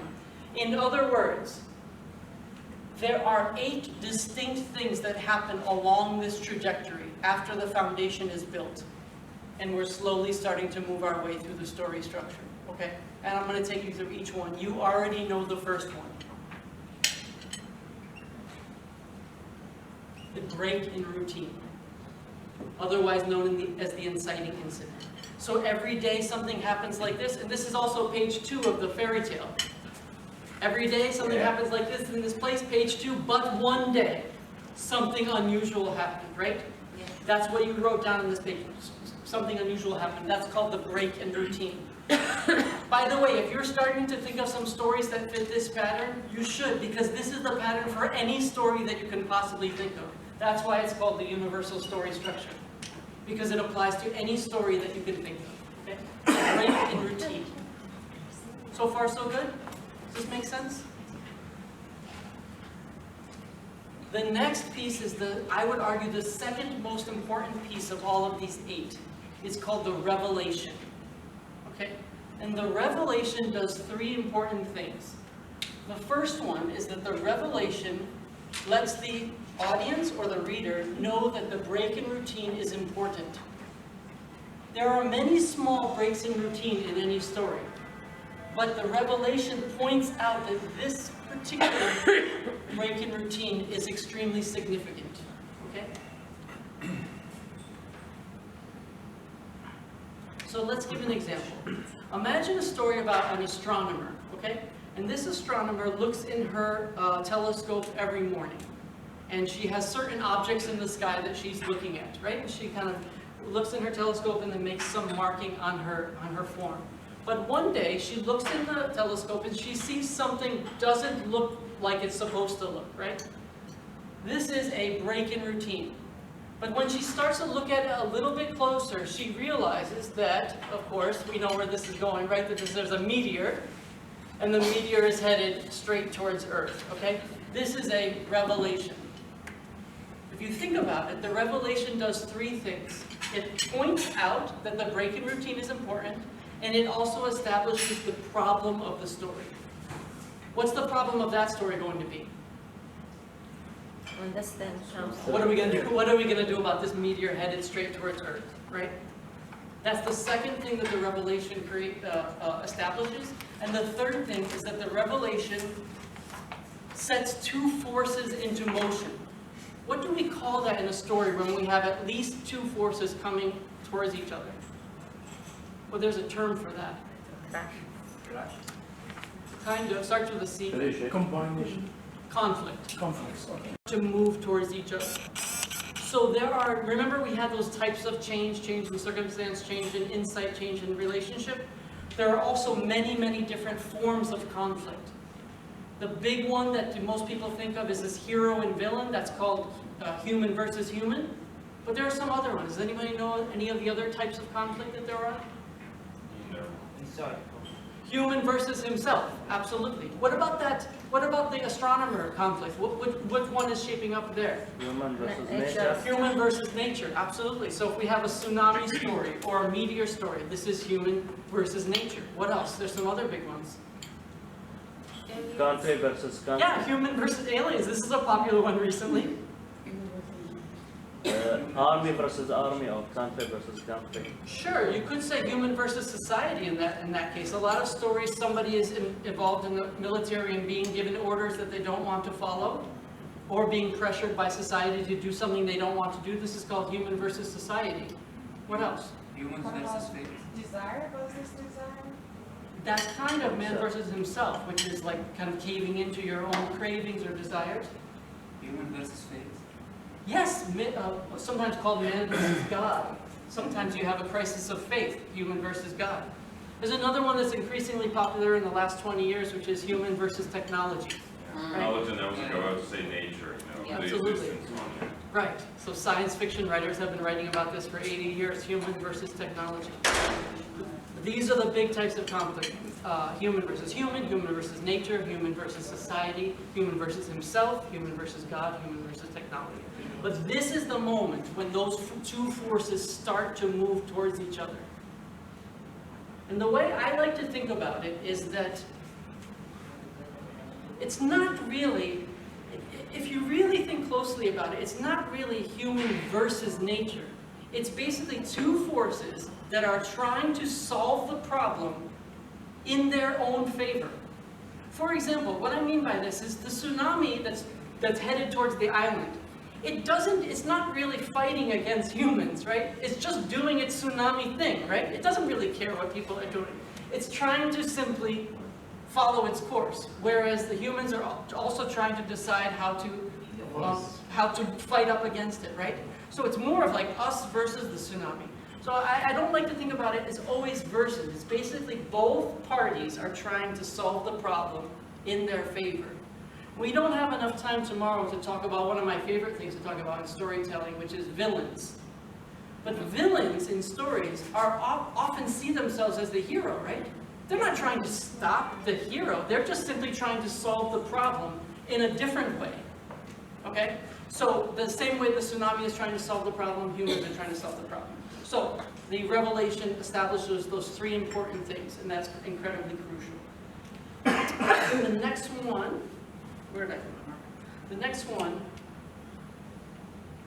there's a lot of C's, I will warn you. The next one is the call. What do you think this refers to? C-A-L-L, call.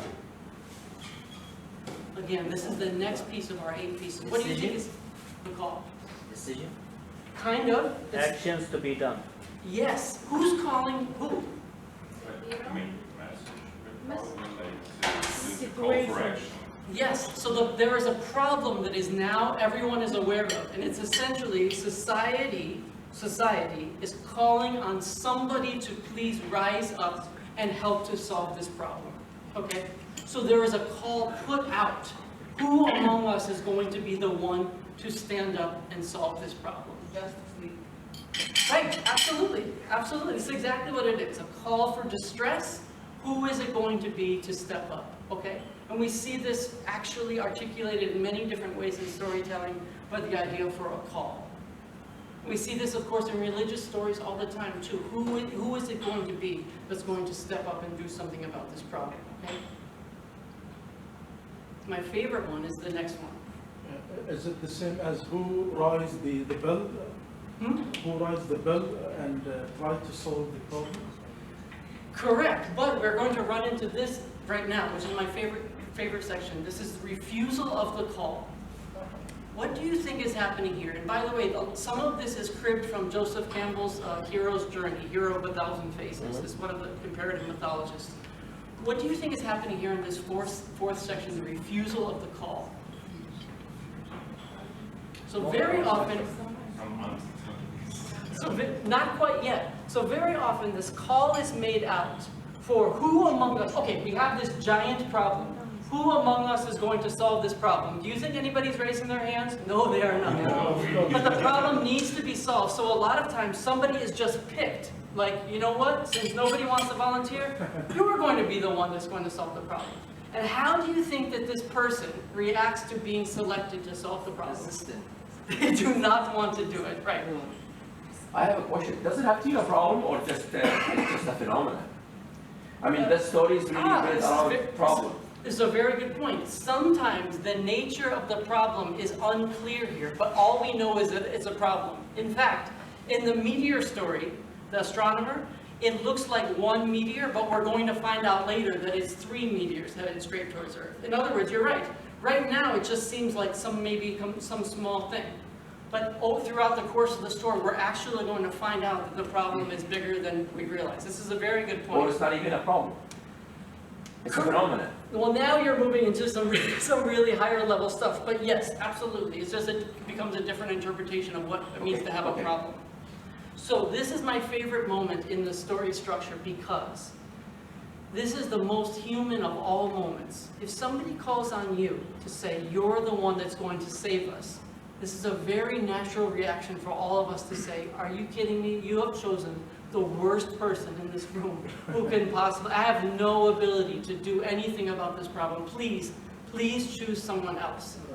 And this is a moment where we really, I argue, and I always tell Akshay this is a moment where we start to not only like the hero, but we start to love the hero. Because this is exactly what we think about ourselves. We have no talents, we have no strengths, we have no abilities to do anything. However, what's going to happen is little by little throughout the story, we're going to discover some things about ourselves that we didn't know about. So this is the moment when the hero sees themselves at their lowest possible point. But yet the story goes on. So even though the hero refuses the call, how is he or she forced to accept the call in the end? Sometimes it's social pressure that forces them to go. In religious stories, they're often tormented in their dreams by God or something like that until they finally submit and go on the journey, right? Yes, so the one that somebody mentioned, circumstances. Very often the problem, instead of being just a general problem, suddenly becomes extremely personal in their life. So let me give you an example. Sad to think about, but this type of thing happens sometimes. You have a neighborhood, and there are some kidnappings going on in the neighborhood. Every 2 weeks, one child is disappearing. And after 3 children disappear, the neighborhood gets together and says, we have to figure out what's going on here. We can't allow any more children to be kidnapped. And so they said, please, everybody keep a sharp eye, put cameras on your house, we're going to find out what's going on. And then, the story zooms in on one family, one happy family, and we know where this is going, right? The child disappears, and it's going to be that parent, it's going to be the one to say, this happened to me, now I have to get involved. So the P stands for personalization. The story the problem moves from a general problem to one that's affecting you personally. And when that happens, that's often enough to push you beyond the refusal of the call. We're asking you to do something about it, I don't want to do something about it, then my own life is affected, suddenly I'm propelled forward and I have to be the one to answer the call. Okay? Does this make sense so far?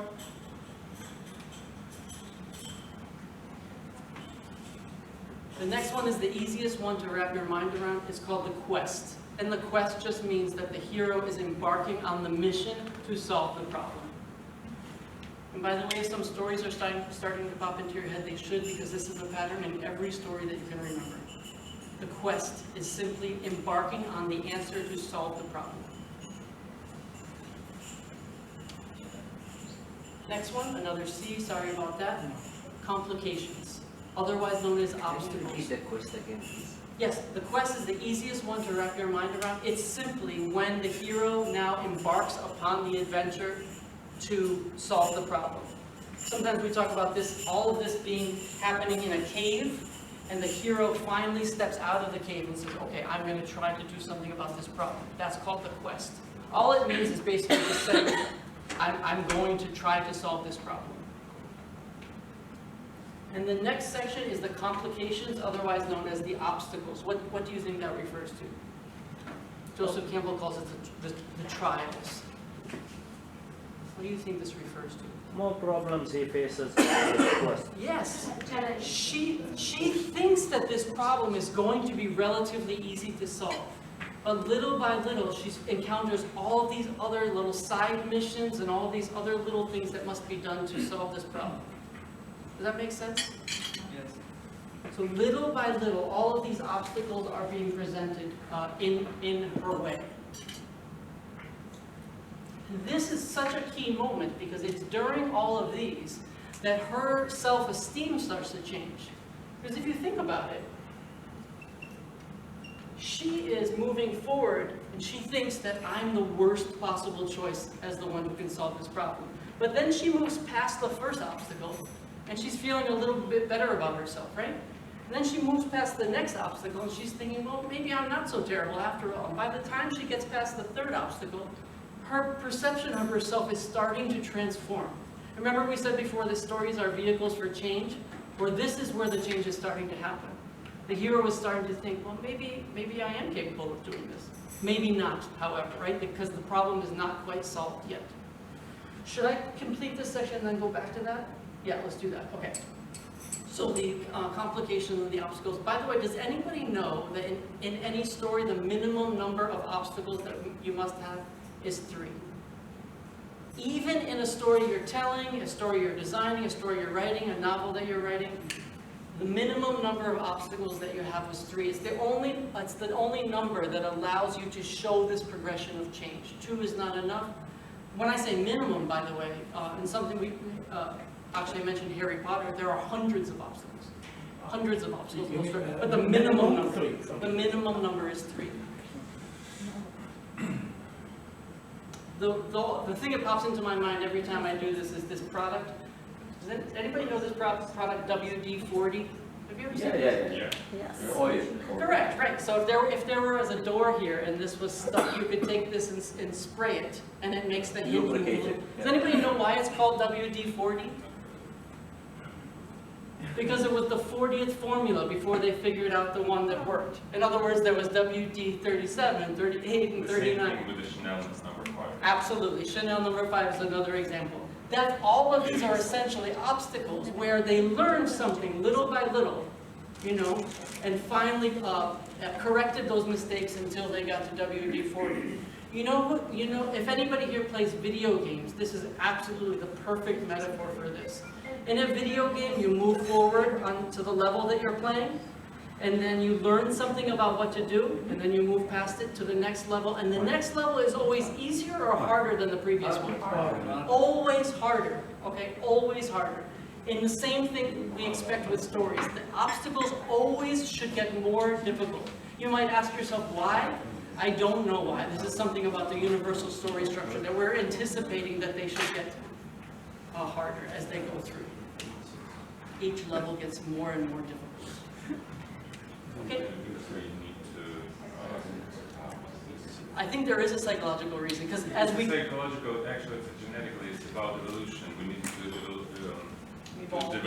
evolve. And as we go deeper, it should be harder for us to face those innermost fears. It's evolution in both ways. Definitely. Sure, yeah. 2 final pieces. Another C, I'm sorry. This one is called the catastrophe. So check this out. You have your minimum number of 3 obstacles. However, the hero is moving forward little by little, and then all of a sudden she sees the final obstacle. And when she looks at the final obstacle, she realizes that this obstacle is totally different than all of the obstacles that came before. But not only that, it's bigger, and she's not going to be able to use any of the skills that she's gained in the previous overcoming of the obstacles. So how do you think the hero feels at this moment right here? Depressed. Very upset. In fact, the reason it's called the catastrophe is essentially she realizes that the adventure is over. Yes, she says to herself, wonderful, I've given this a good shot. I came a lot further than I thought I was going to, but now when I see this final obstacle, I realize there is no more left for me to do. It's over. So usually the hero, it does something what's called leaving the battlefield. It means just kind of going away. Sometimes it's a traumatizing moment, sometimes it's a depressing moment. And it's a moment when it's like WD-39. It's like, guys, we've tried everything to build this thing. There is nothing, we've gone through 39 formulas. There's nothing more that we can do, right? And when the hero leaves the battlefield temporarily, she realizes something. She realizes that she can give this final obstacle one final try, one more try, but only if she goes deep down inside and makes something called the critical choice. And the critical choice means she has to do something that she does not want to do in order to try to overcome the final obstacle. There are many, many types of critical choice, but I'll give you an easy one to wrap your mind around. She realizes that she might have to risk her life in order to overcome the final obstacle. This is the most obvious of all the critical choices. But basically, the critical choice just means the hero has to do something that she does not want to do in order to overcome the final obstacle.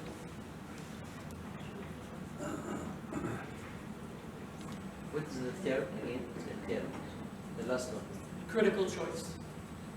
So I'll give you another one that's easy to wrap your mind around. If you're reading a story and you know that in order to solve the problem, the hero is going to have to swim through water, you can guarantee that the hero is going to be terrified of water at the beginning of the story. Therefore, the critical choice, she is going to have to confront her innermost fear in order to try to overcome the final obstacle. Does that make sense? Or sacrifice their own life. Sacrifice their own life, sacrifice the life of someone else. Right? This, all of a sudden, this comes into play at the critical choice. The most difficult choice that the hero has to make. Maybe the hero always follows the law. That's part of what the hero does. But then she realizes that the only way to overcome this final obstacle means breaking the law. Something like that. So this causes a moral dilemma for her, right? That's why it's so difficult, and that's why the catastrophe is so strong, because it's a moral crisis for her. It's an existential crisis.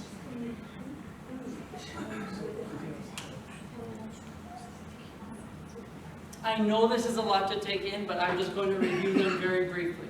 We have the break in routine. We have the revelation. The revelation gives rise to 3 things: the significance of the break in routine, what the problem is, and the at least two forces of conflict. Then we have the call. Who among us is going to solve the problem? Refusal of the call, where the hero is the most human, comes all the way down and says, I'm incapable of fixing it. The quest, which is finally the overcoming of the refusal. The complications and the obstacles, which are the levels of the video game. The catastrophe, when the hero realizes I've come as far as I can possibly go, I can't go any further. And the critical choice, when the hero realizes, yes, in fact, I can give it one more try, but only if I do this one thing that I don't want to do. I know that's difficult, but really this is the heart of it, though. This is the entire action sequence and all its subsections. There are more pieces to this, but we don't go beyond this because it's, I feel like 8 is pretty much the most that we can hold in our mind at one time going through this. Any questions about this? I'm sure you have some. Yes, I'm a fan of the Indian movies, long time ago, not anymore. I've been there 10 years, so I know some of But it. I know how to speak Indian 4 or 5 languages. But this is the way of people, or all the storytelling people. This is the same formula, I think. Everybody's thinking the same. If I watch an Indian movie from the starting, 99% I will know what will happen at the end. So I will tell them the story before, oh, this will happen with this, or this will happen with that, and that. So what is the creative things in this formula? Because I know this one. Okay, I'm gonna say something. I don't think about this as a formula. Let me just explain why. Yeah, I explained that. Let me explain why.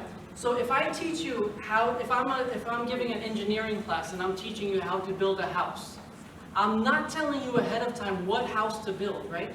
If I tell you the fundamental principles about how to build a house, you can build any house you want, right? What I meant. Right? You can build a small house, you can build a big house, you can build a giant house, you can build a skinny house.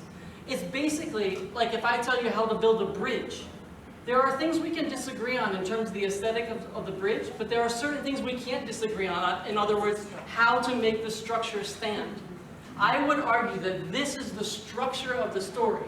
Once you have this, you can do anything you want. Now, Hollywood and Bollywood and Nollywood have their tendencies to be predictable. That's something else that's added to this. I think that a lot of these psychological choices become very simplified for mass audiences.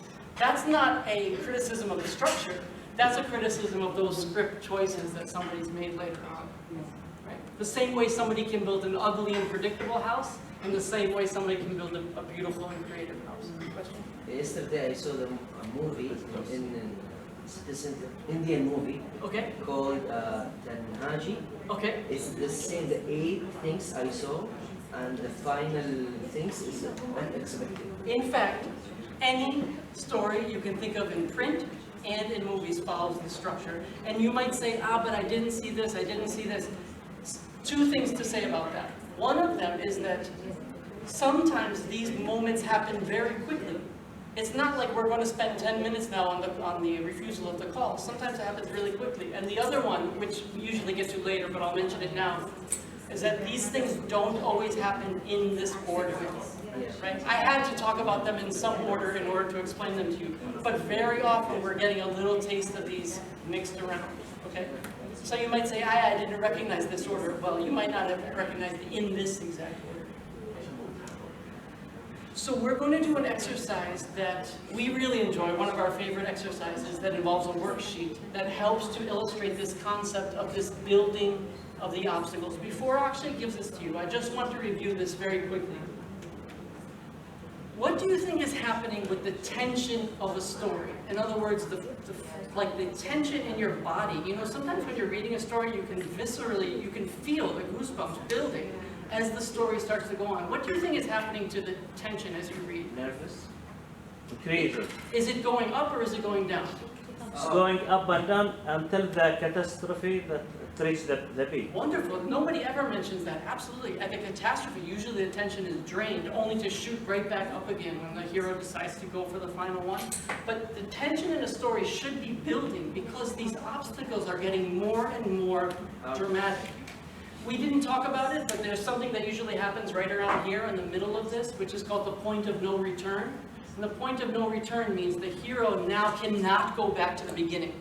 She has gone too far in. And if she goes back to the beginning, she loses everything. So that at that moment, the tension really starts to build, okay?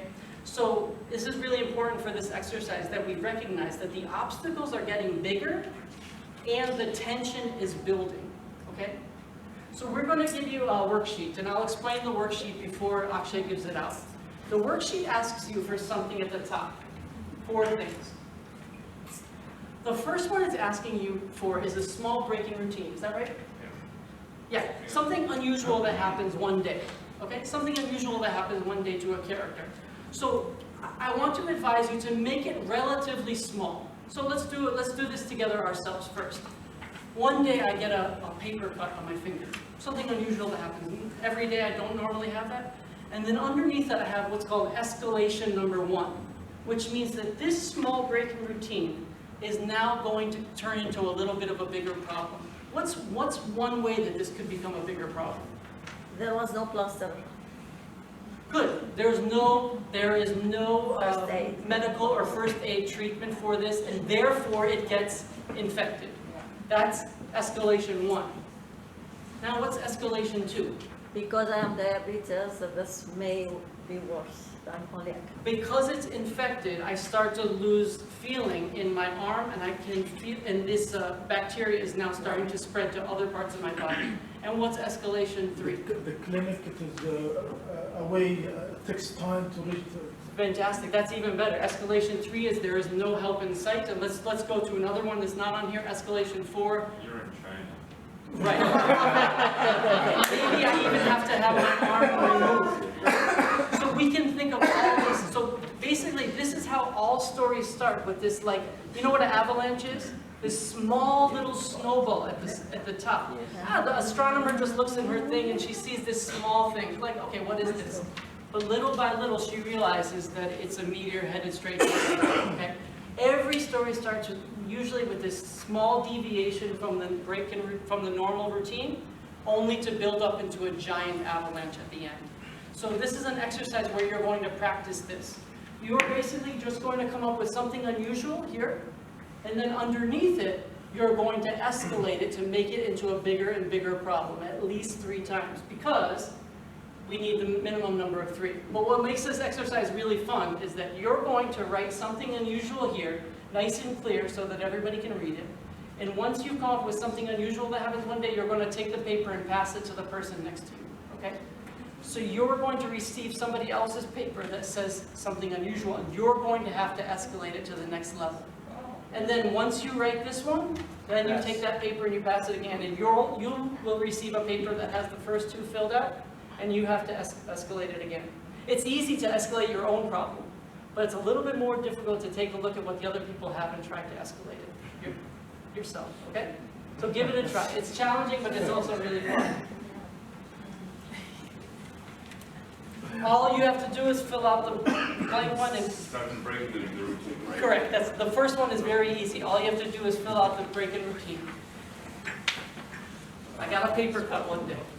It doesn't even have to be a bad thing. Like, I got a new job.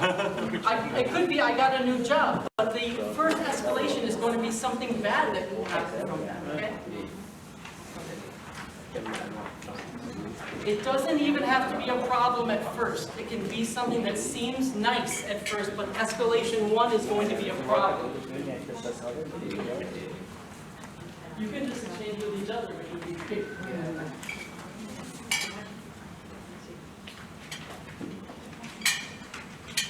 If there are any extra things. Extra. Before I give you time to do We have this, extra paper. does everybody know what we're doing? Okay. All you're filling out is the first one and handing it to somebody. Yes. And handing it to somebody. Thank you. Something unusual that happens one day. Maybe it's the thing you wrote down before about what happened in your life.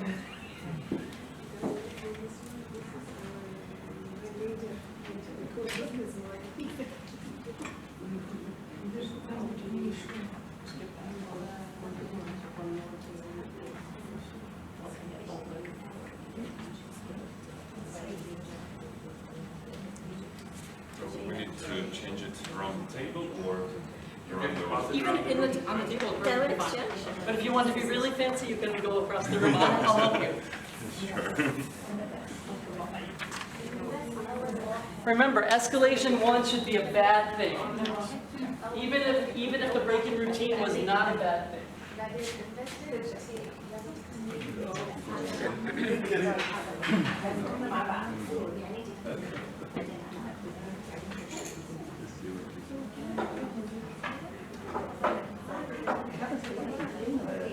لا بس أول واحد في الناس إيه صح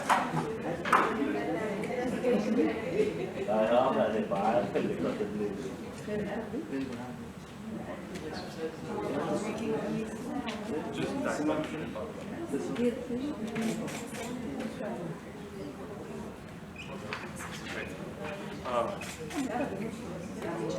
Okay.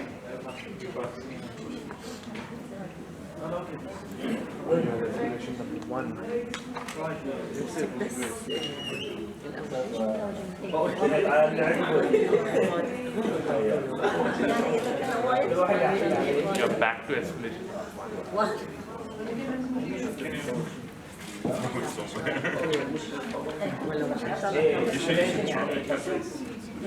Escalation to anybody? I don't know, I made a mistake and I change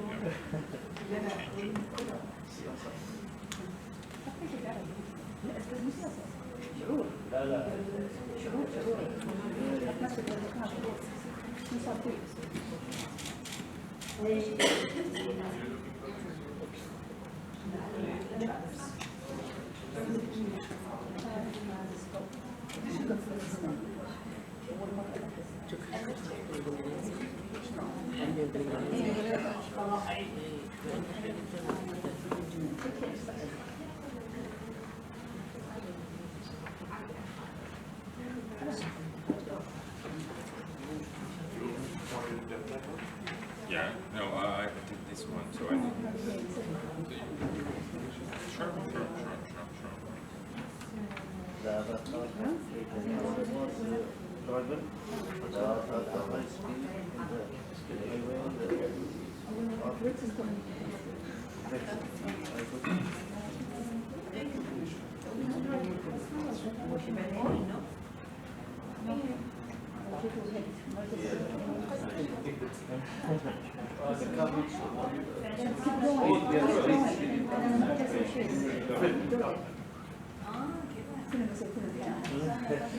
No, it was supposed to change.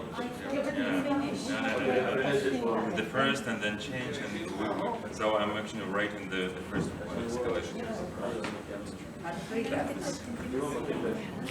Pretty much the structure. Yeah, it's Sure. Think about that, like, you know, the story about the frog. Sure. If Yes. you put her in the water and, you know, keep feeding her, you know, little by little, Yep. she will be boiled, but Correct. if you put her, like, you know, in the She'll jump out right away. Jump out, yeah. So you need to.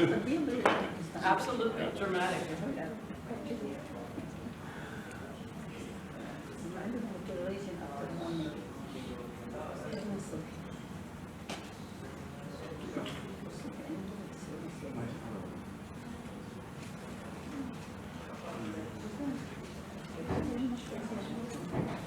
There's more things to do after this? Or? No, there's, once you get to the last one, there's nothing to do after that. I would love to hear, is there anybody, well, so basically once you finish the last one, keep the paper. You should have, everybody should have one paper in front of them that has all four completed. Is there anybody that would like to share what they have? I'm sure some of them are quite scary, some of them are quite dramatic. There is an extra. Extra? Yeah. Thank you.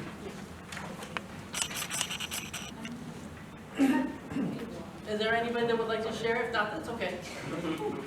It's not ours, it's everybody's. Of course. What is the point? What do you think is the point of this exercise? To challenge yourself, but it's also to teach what about the story structure, the universal story structure? Is how important these obstacles are. These obstacles are incredibly important because it increases the tension in the story, and it also reminds us that the story is about fundamentally solving a problem. And like somebody mentioned before, the problem might seem small at first, only to end up being a huge problem later on, okay? This is how you build it. This is one thing I want to say about this. Is sometimes in the workshop, people say at about this point to me, yes, this is all nice for writing fictional stories, make-believe stories, but real life doesn't happen like this. It absolutely does. It absolutely does. When somebody is sitting down to write a biography, for example, if they use the structure here, their story will be memorable. If they choose not to use the structure, their story will be forgettable, right? You can write a true biography of somebody's life would be 1 million pages long, right? Every day is being recorded. That's not how we write biographies. We strategically choose the moments. What choices are we making? We're making these choices. Inciting incident, revelation, call, refusal, quest, complications, catastrophe, and critical choice. That's the structure that we should use if we want to build the bricks into a house. I know this is complicated, but I will promise you that this is by far the most complicated of any of the other sections of the universal story structure. Shall we keep going? Because we only have 1 hour left. So, the good news is this. The next piece of the story structure is the easiest one by far to wrap our minds around. Before Akshay puts it on the screen, let's just look at our chart here and take a guess at what we think this is going to be. What do you think the next piece, the third piece of the universal story structure is going to be? The second one? We have foundation and action. Somebody said it already? You can hit it. The climax. And what does the climax mean? The main point. Not quite.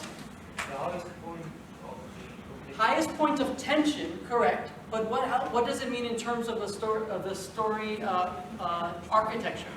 Catastrophe. The catastrophe is happening earlier, and then we have the critical choice, and then the climax. In the big? Yes, but what is that? But what's actually happening in this? The maximum, number 3, like number 3 of the challenge. The highest level of the challenge. The hero should... It could be. Performing the choice that he... Stretching, action. let me give you a hint. Remember, what happened? Tell me the 3 things that happened in the revelation. I'll give you the first one. The revelation points out that the break-in routine is important. What's next? Problem. Yes? And establish the problem. Yes? And the third one? Set 2 forces into motion. Correct. These 2 forces are coming into motion. What do you think it's called when they finally meet each other? Crash. The climax. The climax is simply when those 2 forces finally come into contact. So when the meteor hits the earth, or the tsunami hits the island, or the hero finally has a showdown versus the villain. That's called the climax. So the revelation started 2 trains headed towards each other. When those 2 trains finally meet, that's called the climax. It's as simple as that. Climax of a story follows the critical choice. The critical choice is the attempt to finally face off. The hero, of course, does not want to face off against the villain, right? The hero realizes the only way she can possibly do it is to risk her life. She finally confronts the villain in the climax. So in producing the films, they have this block and they just fill in the blank, you know? Because But like I was saying before, though, once you know how to build a house, you can build a million different houses, right? But this is the structure for how to build a house. You might say to yourself, but I don't want to use bricks. I want to use ice cream to build a house. Well, you can try that. You might run into some problems later on down the line. In other words, there are some rules that I think are incredibly important, and I would argue that this is one of them. The climax is when those 2 forces finally meet. I think there's another piece to this slide. So this is the idea that the idea with the climax is that it's inevitable because those 2 trains were set into motion a long time ago, and eventually they're going to meet each other. One last thing to keep in mind before I hand over the final 2 pieces to Akshay. With the climax, keep in mind, as a storyteller yourself, because you're all born with this ability, like you know this ability in your bones, you have this already. As a storyteller yourself and in the things that we watch and that we read, the storyteller never says to the audience, and now here comes the catastrophe, and now here comes the critical choice, and now here comes the climax, right? These things all flow into each other.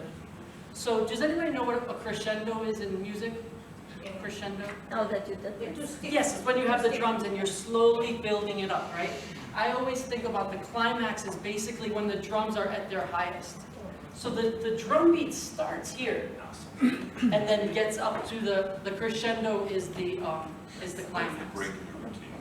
Okay, does that make sense? Okay, so the climax is basically when those 2 forces meet, and Akshay will take us through the final 2 pieces, 1.5 pieces. So, now that we've reached the climax, do you all remember the second definition that Michael had shared of what a story really is? Yeah, that's the big one. No, not the big one. Unexpected. So stories are vehicles for change. Yes? And we've been going through this entire arc, and our hero has been slowly going through this change. So the fourth piece of the arc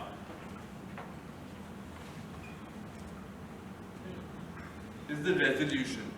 This is where all the threads that you have opened up in your story get closed.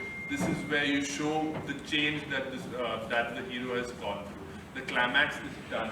The forces have collided with each other. The tsunami has waved over the entire city, and now the city is either destroyed or it was evacuated and everybody is safe in a different location. The change has been established, and this is what the resolution does. So if we think of the exposition as the old normal, as the normal order of the world, the resolution now establishes a new normal. Now this is the new normal, now this is the new routine of the world, because we've gone through this entire arc of change. Does that make sense? And also I need to mention that the resolution should be something that the audience is should be something that the audience wants, but not expect. When we are talking about the critical choice, it usually means letting go of something, of a fear or a sacrifice of some sort, and at the end of the day, in the resolution, the hero may have won the war, but at the same time he must have sacrificed something to win it. And does that really mean, is it really a win or is it really a loss? And the way they do this in movies a lot is they have two beloved characters that you both love, and we know that one of them is going to die and the other one is going to make it through the journey. So we have this mixed feeling of success, but at the same time of sacrifice. Right. That's how they get away with this. Yeah, it should be a little bittersweet.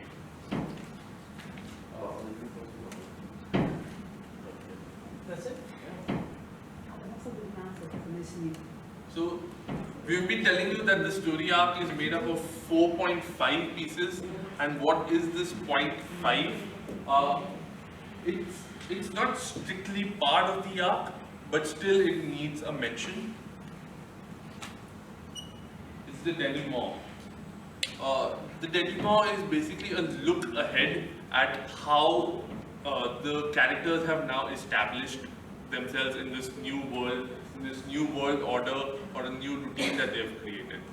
If you see any of the biographies, you'll have this, at the end of the movie there'll be a nice small little text snippet saying that this person has gone on to do these things now, and after 5 years he has been promoted to colonel, and all of those things. So that is basically a denouement, or just a sneak peek or a look ahead at how the characters have established themselves in the new routine.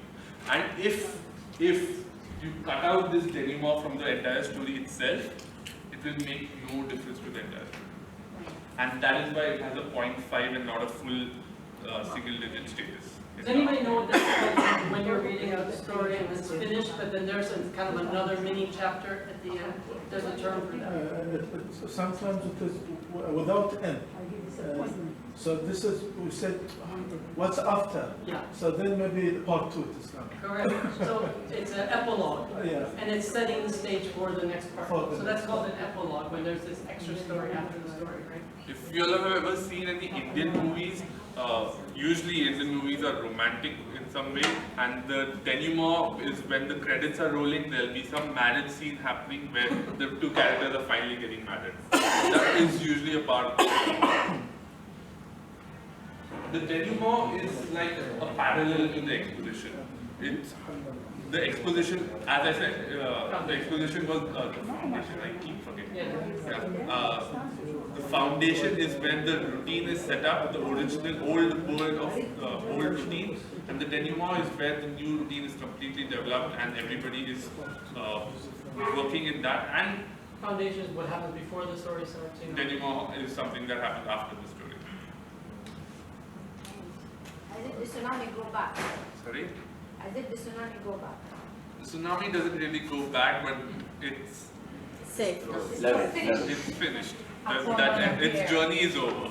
It has reached its destiny. But it should be stronger than the sea, you know, the D should be stronger than the sea.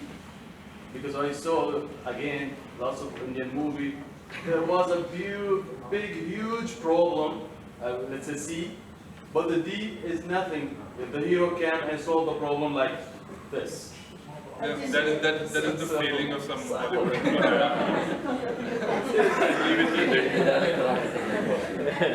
Alright, so these are all the 4.5 parts of the arc. The exposition or the foundation, the action, the climax, the resolution, and the denouement. The first one is? It's exposition or foundation, as we call it. So while explaining resolution, you mentioned that it is a chance that is established and that is expected also by the audience or the readers. One of three changes: circumstance, relationship, or yeah. So, but in real life situation, it may have any, because say I am leading a story based on some real experiences. So the resolution may be something that it is totally unexpected and unanticipated. Yes, those are the best ones. And that's what I said, that the resolution should be something that the audience want but does not expect. And the more unexpected you make it, the more impactful the story will be. The resolution is usually the punchline of the story. It has to be wanted by the audience or the readers? Well, you know when you just said, you said that the resolution is sometimes totally unexpected. Remember I was saying that the revelation is the second most important part of the arc. The most important one is the critical choice. At the critical choice, you often get a hint of where this is going to resolve. And sometimes it's quite different than where we thought we were going at the beginning. So you're right, sometimes the resolution is very unexpected. But in the critical choice is when we start to get a little taste of what's coming later. Does that make sense? It's very rare that it's completely out of the blue. The critical choice is almost like an aha moment when the light bulb goes off in the head of the character and she realizes, now I know what this entire story was about from the very beginning. And that's where the resolution is going. I have what the audience want. So it may happen that there is a fall of hero. That is, hero could not do what the audience expected or wanted him to do. So that is the fall of hero, and that may be the end of the story. Yes. I think that, we were going to leave this out, but I think we should mention it now. Okay, because some of these things we were afraid of, like maybe this isn't the right group to talk about this because it opens up a huge can of worms, but let's do it. Remember that foundation has 4 elements: who, what, where, and when, right? Remember we said there was one that was really complicated, and it was referred to the what? Yeah. So what means, what does this character want the most in the world, okay? Sometimes in the resolution, what happens is that the character loses the fight. In other words, fails to solve the problem, but succeeds in addressing that inner want from the very beginning. Remember in the foundation, the hero wanted something that they've always wanted a long time ago. Then the story happens, and the hero fails the mission, but answers this inner void. That's where you get this idea of a very satisfying resolution. You have complete mission failure, but internal success. Yeah, so that's where that piece comes from, right? Sometimes the hero realizes that what was important all along was something different. It wasn't really the mission at all. It was something else. Makes sense. Yeah. Yes. We can think of all this structure while writing a maybe fictional story, but what about when you write your own story, writing a memoir? How can you apply all these steps and structure? We're going to do an exercise in a second, but these are the choices that you can make to tell your own story. In fact, I would argue... Do we have to do all of these steps, or maybe skip some of them? It's far easier than you think it is. The question I thought you were asking is, When you sit down to write a story, do you write all these steps out? Absolutely, I used to. When I sat down with an author, I would say, let's go through it. But remember, you have this in your bones. You already know this. What will happen eventually after you learn this is you will start to do this instinctually. Yes, you will, at first, maybe the first year of learning this, you will write down these pieces. But after writing and writing, all of a sudden the next piece will just feel right. Nobody has to tell the cheetah how to run, right? You let the cheetah go and do its thing. You were born to be a storyteller. I don't have to tell you how to do this. Once you do it, once you'll realize the intuitiveness of it, and you'll just automatically start to fall into this pattern. I'll share a little anecdote. When I first met Michael and he shared this art with me, the next entire week my dream started following this art. Like I was literally dreaming and it was following this art. I had proper foundation, the action segment, the critical choice, the climax, the resolution, and even when I'm asleep, I'm actually thinking, oh, my dream was actually following it. So it really gets into you, and also it's not getting into you, it's already there, just coming out. Just to add something, I think if we think about all the great stories that we've ever heard, all the best movies that we've seen, if we really look at it, knowing what we know now, we can see that pattern playing out in most of them. I'm thinking back, even in real life, I'm thinking back on a personal experience. I'm seeing what set the stage. I'm seeing the actions that I took. Even at that time, I couldn't, and I'm going through my head right now, and I'm seeing the last 12, 13 years of my life. I'm seeing the foundation about 12 years ago, how I entered that situation, the things that happened to me, the catastrophes that you know, and the choices that I had to make to come out of it. And I'm seeing that even not knowing that what I was going through was foundation, action, and all of that, that is exactly what happened to me. So I got to the resolution that has brought me to this place that I am. Actually, that's true, and we kind of save some money for the psychotherapists. You know, some people say to us sometimes, it's an interesting reaction. Some people say, I don't want to know this structure. I just want to enjoy the book, or I just want to enjoy the movie. And I say to them, it makes it more beautiful to see what's behind the story. Yes, the direct I think it makes it doubly beautiful. You can enjoy it on one level, but you can also see the magic happening behind. To me, that makes it more exquisite, not less interesting, you know. So we understand that there are a lot of unanswered questions about the art, and there are a lot of subtleties that we didn't talk about. So we have a worksheet with 5 questions about the art. Some of the things we've talked about, some of the things we haven't talked about. We want to give you this worksheet, and we want to encourage you to find either one, or maybe your table has 2, 1 or 2 partners, and try to talk through these questions, and then we're going to go through all of them together, okay? So I'll give you half, I'll take half, maybe go on the right side. So just take one, everybody.